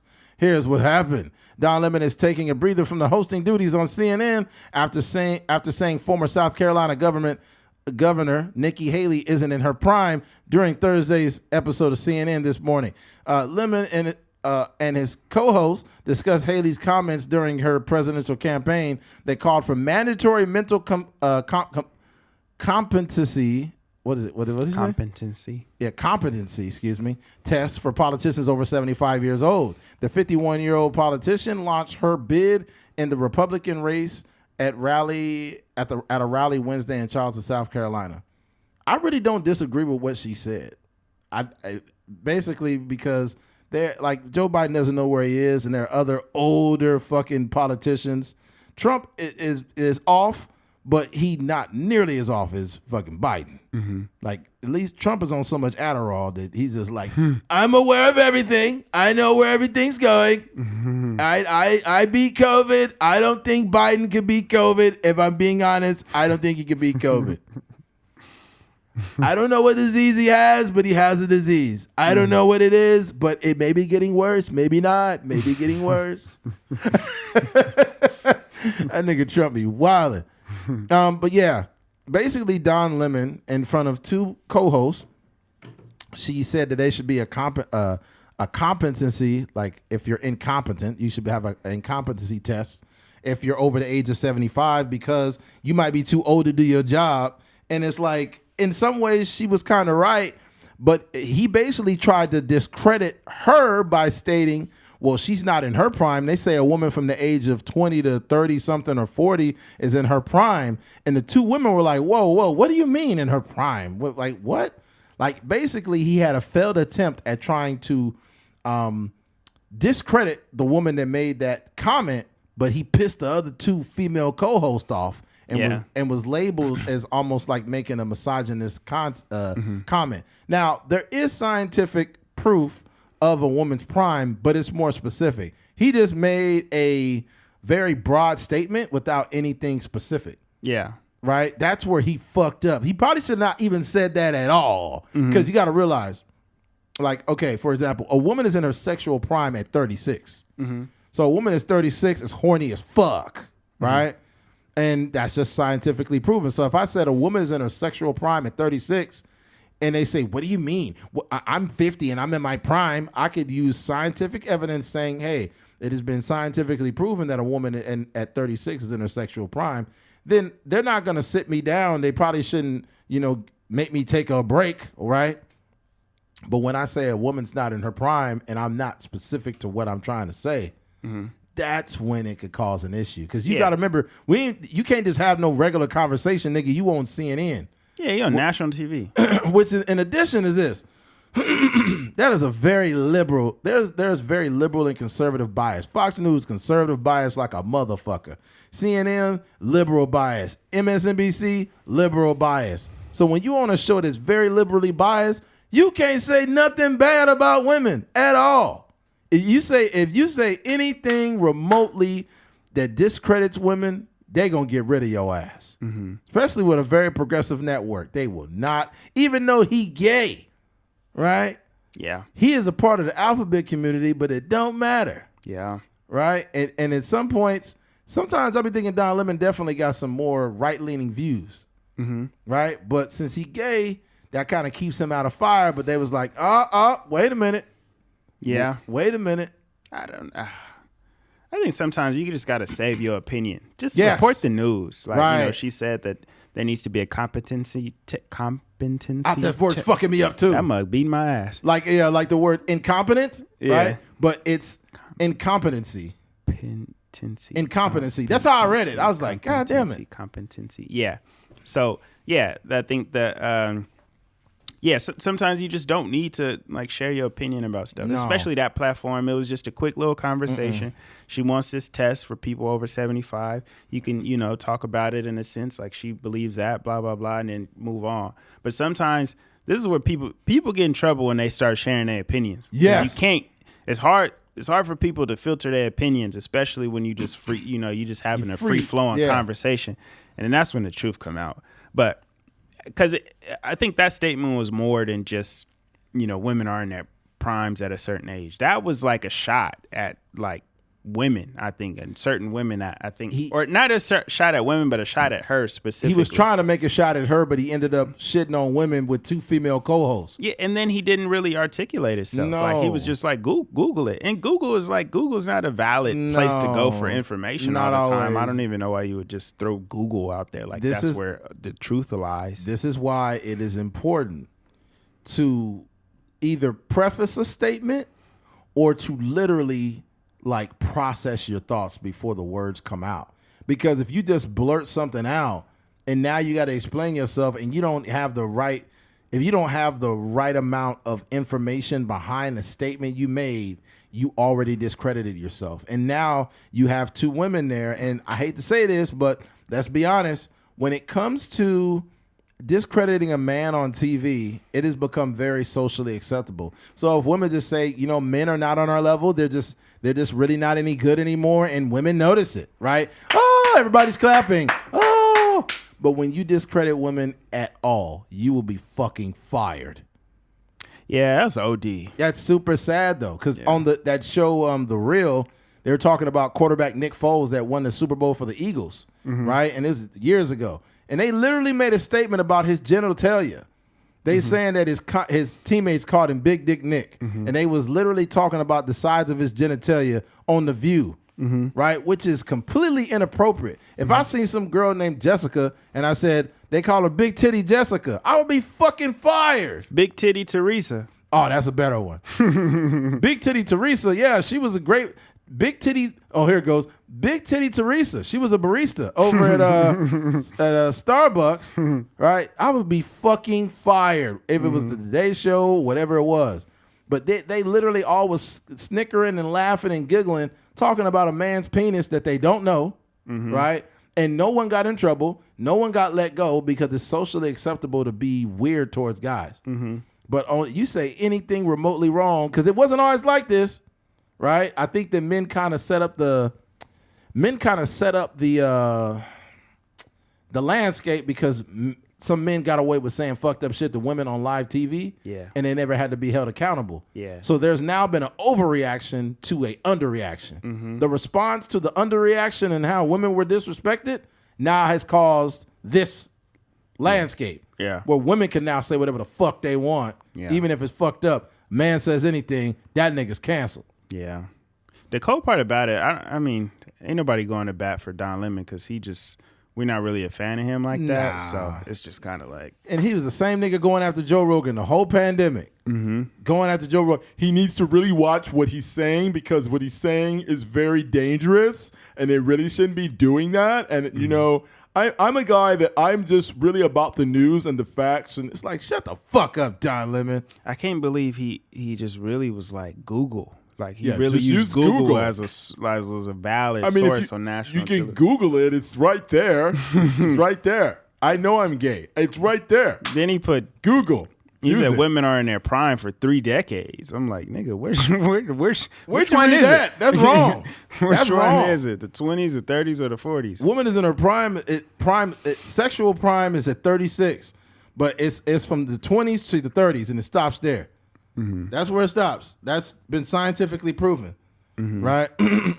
This nigga said in 40s. I guess he was trying to, like, after he fucked up, he wanted to stroke somebody's ego because he knew them girls was probably in their 40s. Yeah, he probably. But it's too late because it's too late because there's gonna be some women that's like 56. Like, I'm in my prime right now, and it's like, no, you're not, lady. But that's the thing. Like, there's no prime is just a very vague word. It is. Like, what does that actually mean? Somebody can be in their 50s, in their prime of like just information. Like they could be at the peak of there might be a scientist or a researcher that's in their 50s. Like, man, I feel like I'm really operating on at the optimal level right now in terms of my research. He tried to absolve himself. Like, I'm not the one that said it. It's there. Yeah. The information's out there. You have to be able to source the information, right? Like you know what's funny about me and Keith? Me and Keith don't work for CNN. We don't work for Fox News. But you see how much I look for things right here on the podcast? I'll be like, yo, who was the president during the Spanish flu? I think it was Woodrow Wilson. Looked it up. It was actually Woodrow Wilson. He was very dismissive of the flu. But I said it, but I made sure I looked it up because there's going to be people that listen to this podcast that it can educate them. They may not know it. We just educated other people to inventors, black inventors of things that may not know, whether it be all the way down from the gift to the super soaker and, blood transfusions, all this important stuff. Yeah. But it's all sourced information. I'm not just saying this out of my mouth and expecting you to think that it's 100% accurate. No. Yeah. No. Yeah, but Don Lemon. Don Lemon, you fucked up. You're gonna change your name to Dom Lime, okay? Oh well. Don Limeade. Yeah. Hi, I'm Don Limeade. Welcome to CNN. I was on a Trucker's Mind podcast, and they were just so transphobic and I'm like, this nigga, you trying to get? Oh, I see what you're trying to get sympathy again, ain't you? Okay, I see you, buddy. Nice try. So he got suspended.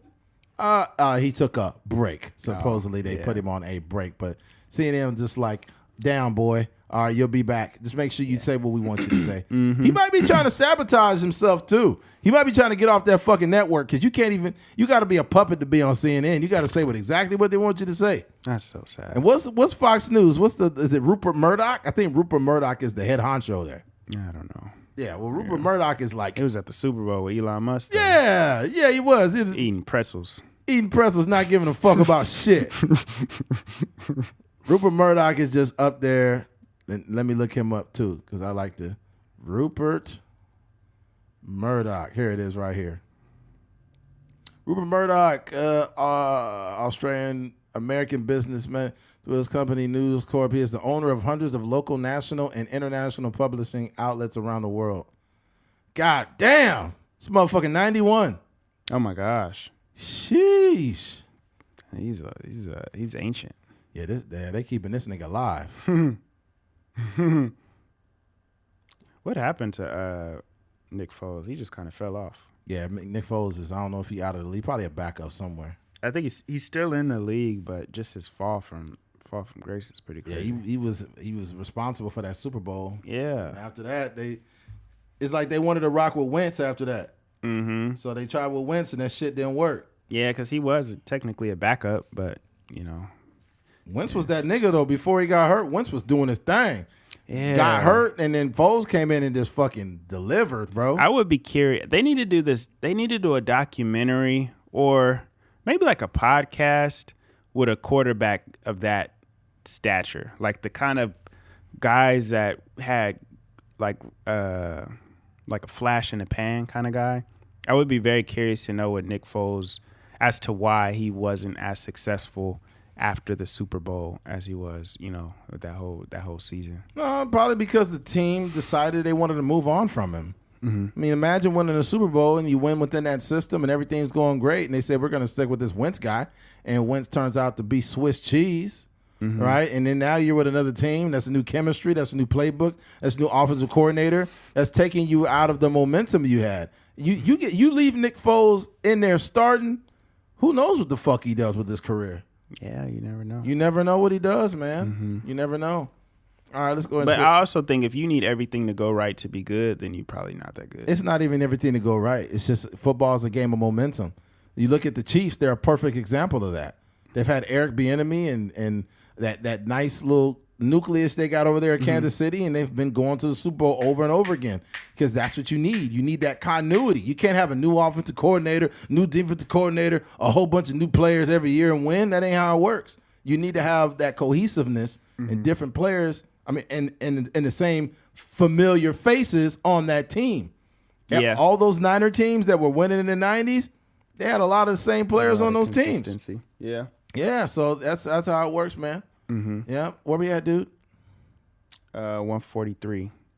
Okay, I think another one will wrap it up. Yeah, let's do it. All right, man. Let's do it. As of recent, switching gears.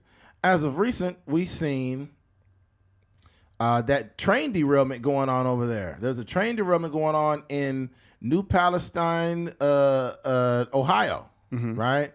And it's been pretty fucked up, man. And they're trying to get it together, but it has been really bad. Let me go to it right here. Boom. All right, this is just a little bit of information. On February 3rd, the 2023, the Norfolk Southern Freight train carrying hazardous materials derailed in East Palestine, Ohio. After the freight train burned for over 2 days, emergency crews conducted a controlled burn of several rail cars at the request of the state officials, which released hydrogen chloride and phosgene into the air. As a result, residents within a 1 mile, 1.6 kilometer radius were evacuated, and an emergency response from agencies in Ohio, Pennsylvania, and West Virginia were initiated. The federal government agreed to help, and that's where we are. And I guess, what I seen is Biden had offered and then chose to like not give aid. Let me go ahead and double check that right now. I don't want to be the guy just saying stuff. Hold on.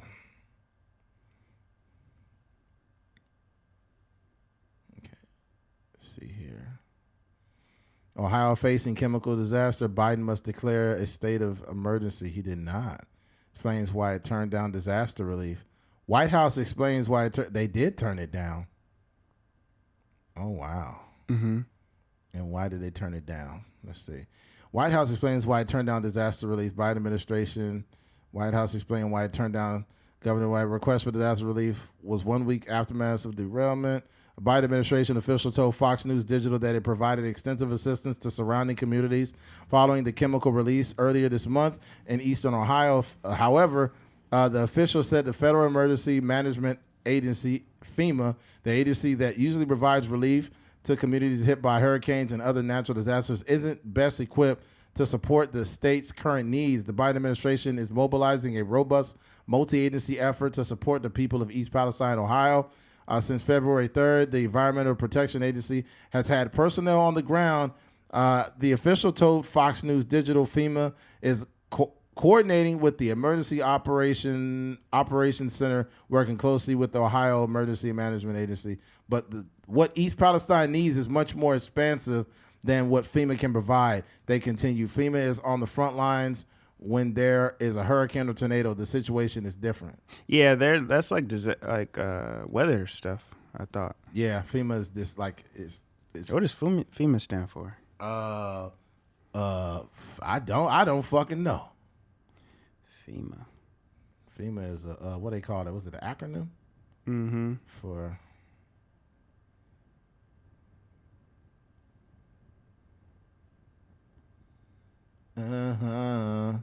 a Federal Emergency Management Agency. I just fucking said it. That's what it means. Oh, okay. Oh, it says right there. Yeah, Federal Emergency Management Agency. .gov. Here's the thing, man. They said he denied aid. So he really didn't deny it, but it's not best equipped for that. But it doesn't really matter. I think that they got to figure out what the fuck they're going to do, because I don't want to sound like I'm bitching about it, but we sent so much fucking money to Ukraine. We got Americans. That water is contaminated, bro. That water is fucked. Dead fish. You got the water is affected. You got brown water coming out. People can't drink their shit. They can't take showers. Nothing. Skin burning from the water. Skin burning from the water. Fucking. There was a girl that put like that water in a mug, and she poured coffee creamer in it, and it started bubbling. Like the chemicals are so strong in the water that when she mixed that fucking milk in there, it said blah, blah, blah, blah. I was like, this is like something out of a fucking movie, man. This is terrible. And those people don't deserve this. This is wrong. The biggest issue is from the very beginning, our government has literally sold us out. Like they've literally bargained our health. And they try to tell the people of New Palestine that the water was okay to drink. Are you fucking serious? Nah, not that water. Oh man, that shit look like fucking Chernobyl. Yeah, it got like you can't do this. It looks terrible. It looked like a piece of art. Like, you seen it? Yeah. The water's like got that color in it. Oh my God, it's terrible. Once the water is infected, those people are fucked. Yeah, it looked like an oil spill. Yeah, but it's just a bunch of chemicals in there, man. That's fucked up. That ain't good at all. And here's the sick part about it. The sick part about it is those people don't have the money to just up and leave. A lot of people live paycheck to paycheck, or they don't have a lot of money. So when something like this happens, they're trying to go to work and they're breathing in all these fucking chemicals. Mm-hmm. Every day breathing in chemicals. Dang. Hi, hey, hello, sir. Can I take your order? And it's like, bro. Fish just dead. Yeah, fish is dead and They shit. ain't got no McFish. What they call those things? What? What's the McDonald's thing? You mean, what? We talking about the filet of fish? Yeah, the fillet of fish. I said a McFish. Keith, They ain't got no fillet of fishes in East Palestine. Keith, if you don't stop. Hello, I said you trying. Your brain froze up. He's like, what they call it, the McFish? Yeah. I was like, no, Keith. It's called The filet of fish. McFish? That like fire. You know, I chose to actually have one of. I chose to have two of those on Friday because I haven't eaten nowhere, Yeah. and I went to get two fillet of fish, Yeah. and man, that shit was good as a motherfucker. Yeah. Did you get them? Did you tell them to make it fresh, or you just ordered it? They just gave it to me fresh because there was so fresh. many people in line. The line was moving so fast. I was like, I'm not gonna ask for it because I know it's gonna be fresh. Yeah, but sometimes people don't be ordering the fillet. They be forgetting about the fillet of fish. So sometimes like they must be sitting up in there. I was part of the 2 for $6. So I already knew what time it was. Yeah. But hey, did you know that Cardi B and Offset got their own meal at McDonald's now? No, I didn't know that. Yeah, they got a Cardi B and Offset. It's a whole meal. What is it called? The toxic relationship? I don't know. The Offset combo. Offset combo. But it's literally a Cardi B and Offset combo, bro. Yeah. I was like, bro, they get money. Mm-hmm. That's crazy. Yeah, that's dope.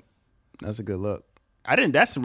Usually you hear about like the Saweetie meal and then the freaking Nelly meal and they had a who Jack else I Harlow got at one? KFC. Jack Harlow got him at the Kentucky Fried Chicken joint. The song I love with Cardi and Offset though, that's pretty dope. They do anything for clout. They do anything for clout. That shit go hard. I never heard that. You never heard that? Oh, bro, that shit go hard. Clout. Cardi low-key been barring up, bro. I was telling you. Mm-hmm. I was like, yo, Cardi, she had the coldest verse out of like the whole Migos. Mm-hmm. She popped in. I was like, oh, snap. Yeah. Yep. I'm curious to see what is the meal? Is it nigga? It's just burgers. It's McDonald's. It's a quarter I know, but pounder like with with cheese. Saweetie, she got like the special Saweetie sauce and stuff with the chicken nuggets. I don't even think they be eating that shit for real. I just think that they just like put some shit together. They did the J Balvin one and J Balvin, yeah. They just all McDonald's. All they do is like they just change the box up a little bit. That's all. Yeah. They only spending money on the packaging. Mm-hmm. They ain't really doing much. Yeah. The person that I feel, and we're gonna get back to the topic. We're not gonna just drift off too far, folks. But the one that capitalized the most off McDonald's than any person I've ever fucking seen was Travis Scott. Mm-hmm. Travis Scott had his own merch. Yeah, the clothing line.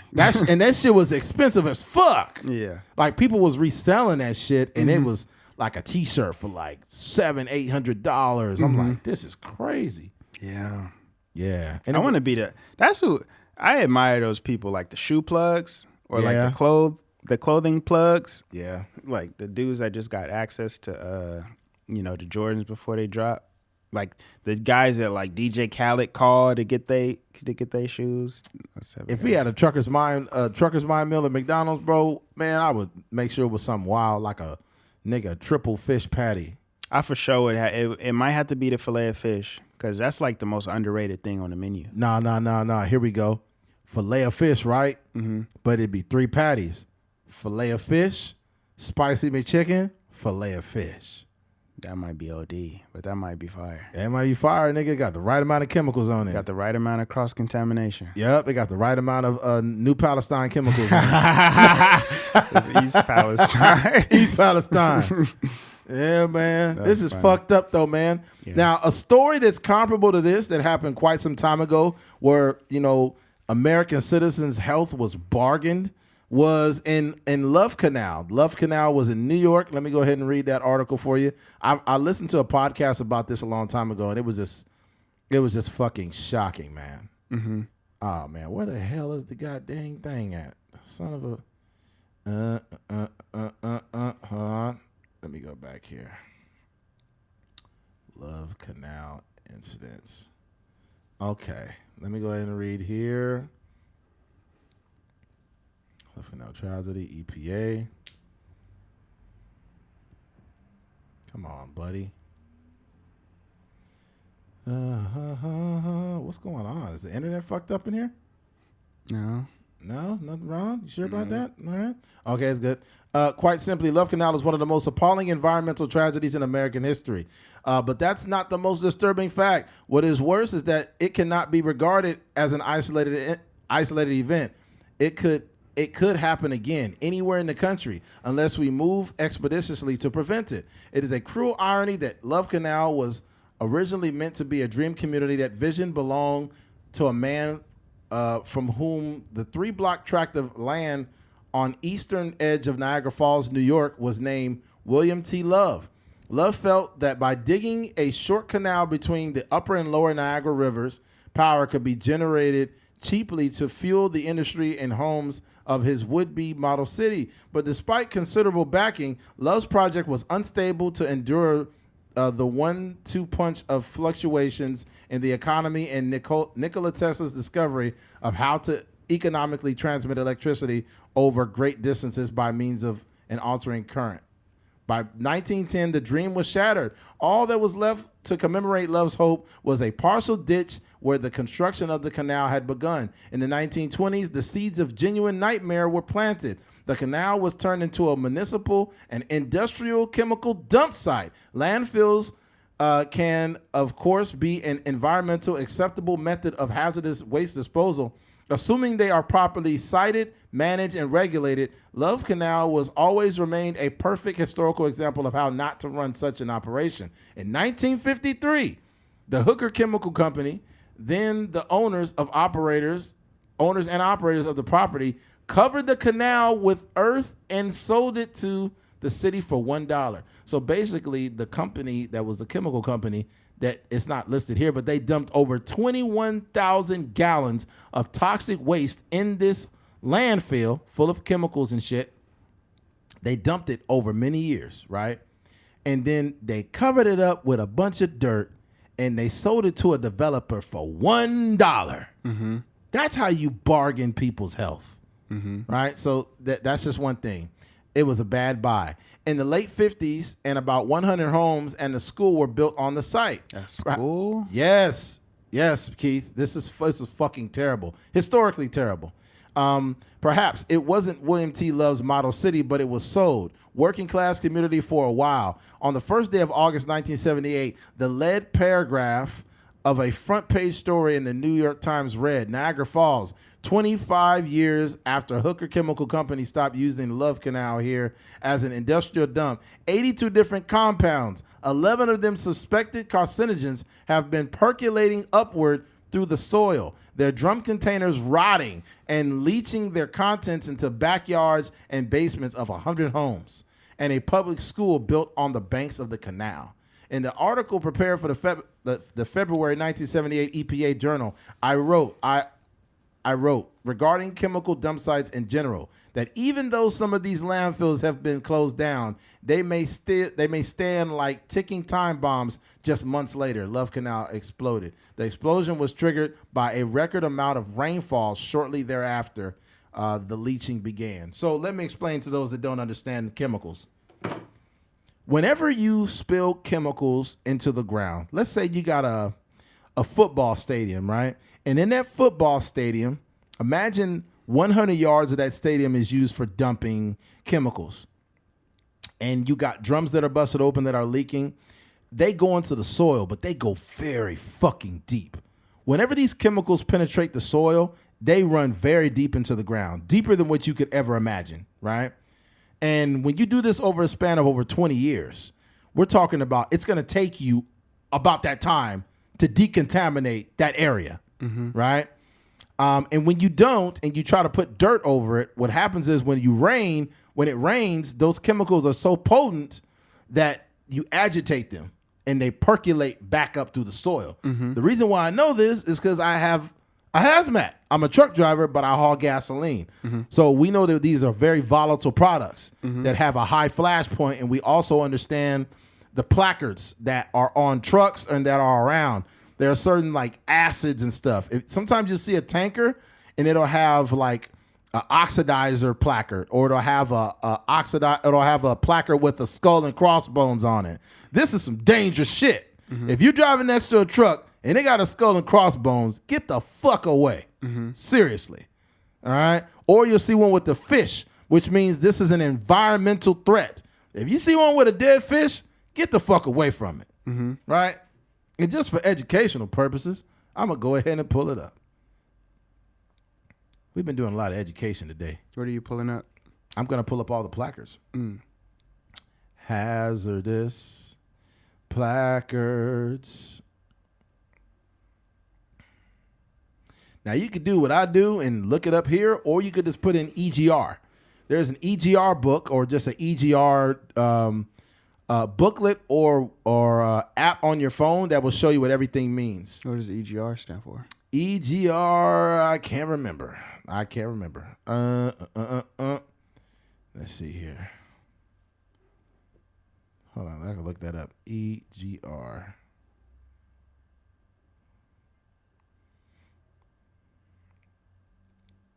Emergency Response Guidebook. That's what it means. Okay. So yeah, the EGR book just tells you what those placards mean. I have a little orange one that I have on the truck with me every day when I'm at work. All right.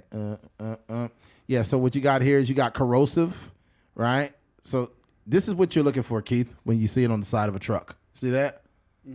Those it's like a diamond colored it's like diamond placards that have different stuff on them. It'll be oxidizer, corrosive, poison, dangerous, PG3, flammable. If you see the one with the fish, man, that's when shit's serious. There's so many of them. Do they have those on trains too? Oh yeah. If you look at the placards on the sign, like there's certain ones that are for hot. Like I think it's 3752 is hot. So any type of hot oil is, I believe, it's 3752 placard. And then you got, let's see, ethanol is 1987. Diesel's 1993. My placard is 1268. So I haul 1268 placards, which means it's gas. So you're gonna see a flame at the top of the placard, which basically explains like the flash point is high enough to, but yeah, there's that. But to make a long story short, I deliver product to a refinery. I deliver it daily. And that refinery is very fucking old out here in Bakersfield at Kern Oil, for those that don't know what that is. And at Kern Oil, they've been around for quite some time, late 20s, early 30s. And that shit is super contaminated. There was an old black guy that used to work for Williams Tank Lines, and he told me about 5 years ago, he said, this place is so contaminated, man, it'll take him over 20 years to decontaminate this whole facility. And I started laughing. He's like, I'm serious. And I was like, what?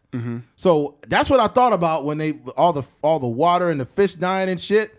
I was thinking like, yo, this place is so contaminated that if they shut this whole place down for some reason, it would take them over 20 years to decontaminate this. So I think the people that are in Ohio, this shit's gonna last years, buddy.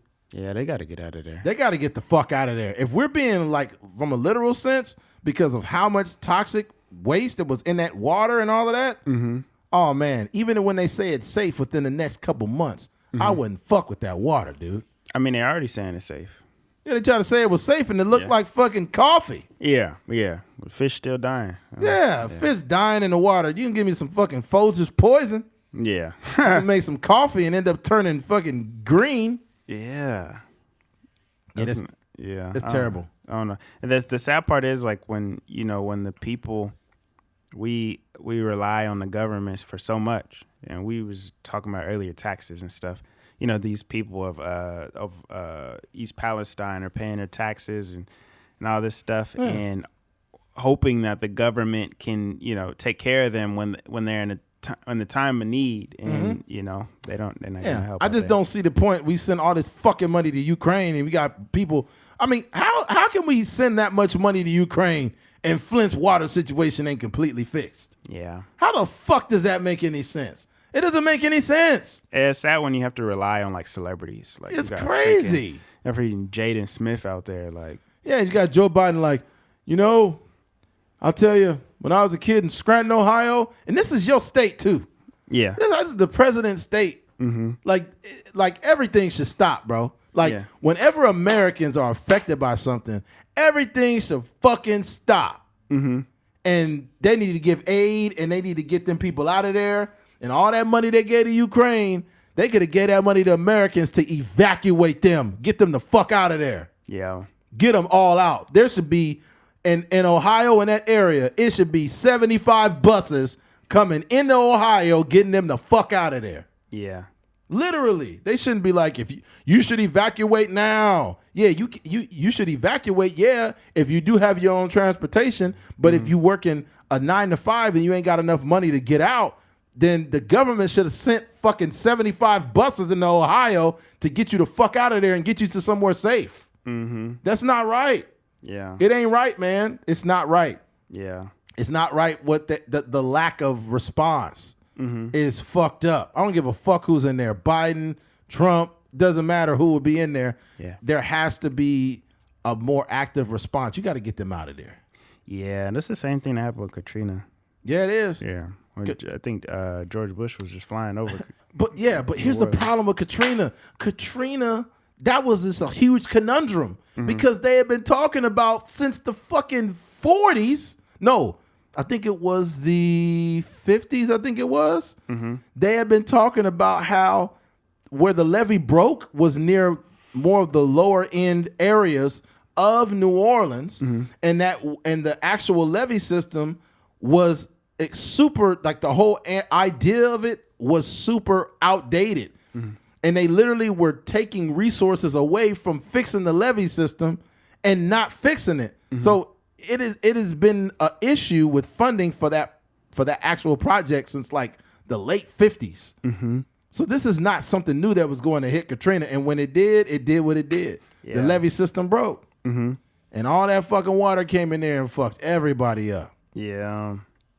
It's supposedly a show like I don't have the information. I was listening to Joe Budden's podcast, and I think Ice was talking about it, how there was a TV show that was based off of the same premise of like a train going through East Palestine and it like getting derailed in some capacity and then it contaminating the whole city, and then that's like the premise of the show. So I don't know. It's just crazy to think that. I don't know if they necessarily predicted it, but you know, they definitely probably seen that there was like a bunch of hazardous things, and a writer or a show creator was like, man, what if this just, you know, what if one of these things happened and just fall off and get into all of the water and stuff like that. So it's a scary situation. It's the same thing like you were talking about Current Oil. Like if somebody was a show creator out here and they was like, man, what would happen if Current Oil just exploded? Oh man, it had a couple the scares. Mess It had a couple scares of Current Oil. And here's the thing, though, like this is nothing new. I feel like not only the government but just big companies are bargaining our health. Right, that's just what they're doing. If you read the cereals or all the foods we eat with all these fucking chemicals in them, and then you look back and you see that these are cancer-causing things or these things can cause cancer, why the fuck are they in the food in the first place? Why are they in the food? It's not food that we're even eating, but these big companies don't give a fuck. The same way these motherfuckers that the rail carts they fucking crashed, they're releasing all this poison into the air, and then they got the nerve to tell motherfuckers the water is good to drink. They're bargaining your health. They prove that they don't give a fuck. Yeah. Then they were asking the mayor, is he using the water? And they didn't really have no definitive answer. That nigga's not using that water. Hell no, they're not using it. I'm looking up the levee system in New Orleans. Historical background of the New Orleans levee system. I'm trying to look where they were not funding it. They were not funding it. And it said, let me see. Analysis levee depend on large measure, various assumptions beneath. No. That's what I'm looking for. Development, New Orleans flood protection system prior to hurricane. Okay. No, I don't want to see this shit. They just got a bunch of documents. I'm trying to see where they purposely did not fund that fucking shit. Okay, New Orleans, prior to Hurricane Betsy in 1965. Okay. From 1890 through 2006, the New Orleans Levee Board was the body of commissioners that oversaw the New Orleans Levee District, which supervised the levee and flood wall system in Orleans Parish. The role of OLB has changed over time. Prior to Hurricane Betsy in 1965, the OLB developed land and sold it to raise money to build and improve flood protection levees. After Betsy, Congress passed the Flood Control Act of 1965, which directed the Army Corps of Engineers to design and build a hurricane flood protection system enveloping New Orleans. Owing in the 1965 legislation, the OLB's duties were now limited to collecting the 30% cost share for project design and construction, and to maintaining the operation of complete flood protection structures. In the wake of 2005, levee failures in Greater New Orleans, 2 new regional flood protection authorities were created to replace the OLB, as well as East Jefferson Levee Board and the Lake Borson Board. Now, basically, okay, so they basically had an antiquated system going all the way back to 1965, and they refused to put in proper funding to get the fucking levee fixed. They had been completely told over and over again that it needed to be fixed, and there was this huge fucking hurricane coming in, and it was too late. And by the time that shit was coming, Ray Nagin, who I believe was the mayor at that time, he said, "Yo, everybody, you need to get out. This is gonna be bad." And some people was like, "I'm not leaving my house," and that didn't work out very well. It didn't work out very well at all. On top of their roof. I know people. This is how bad Hurricane Katrina was, and I swear to God, Hurricane Katrina was so bad that it was people displaced in Bakersfield. Literally. People made it from New Orleans to Bakersfield because they were literally sending people from New Orleans all over the country who did not have housing. Yeah. And we knew like 5 people. And they're like, "Yeah, right now I'm out here with my family. Like, I got one cousin out here, but I don't know nobody else." Yeah. And they was paying for hotels for people from New Orleans because they was displaced. So that was nuts. Yeah. That affected the whole world. Yeah, it did. But this is no different. I don't want to bore you guys with a bunch of information. Just understand that when things like this happen, these major companies, nobody's going to jail over this shit. Nobody's going to get in trouble. Nothing's going to happen to anybody from these companies. They're just going to get a couple of fines. It's just business as usual. Yeah. Understand that. And this is how it is at any corporation, whether it's motherfuckers making cereal with a bunch of chemicals in the cereal that you can't pronounce. They bargained your health. They know you're going to keep eating that. You know, they're not tripping. They use these things as preservatives, even though they're chemicals, and you eat it because you just love them Fruit Loops, don't you? Yeah. Right? Yeah. But them Fruit Loops is they got shit that you could build a freaking cinder block with. It was cancer loops. You said what? Cancer loops. That'd be a terrible commercial. God damn.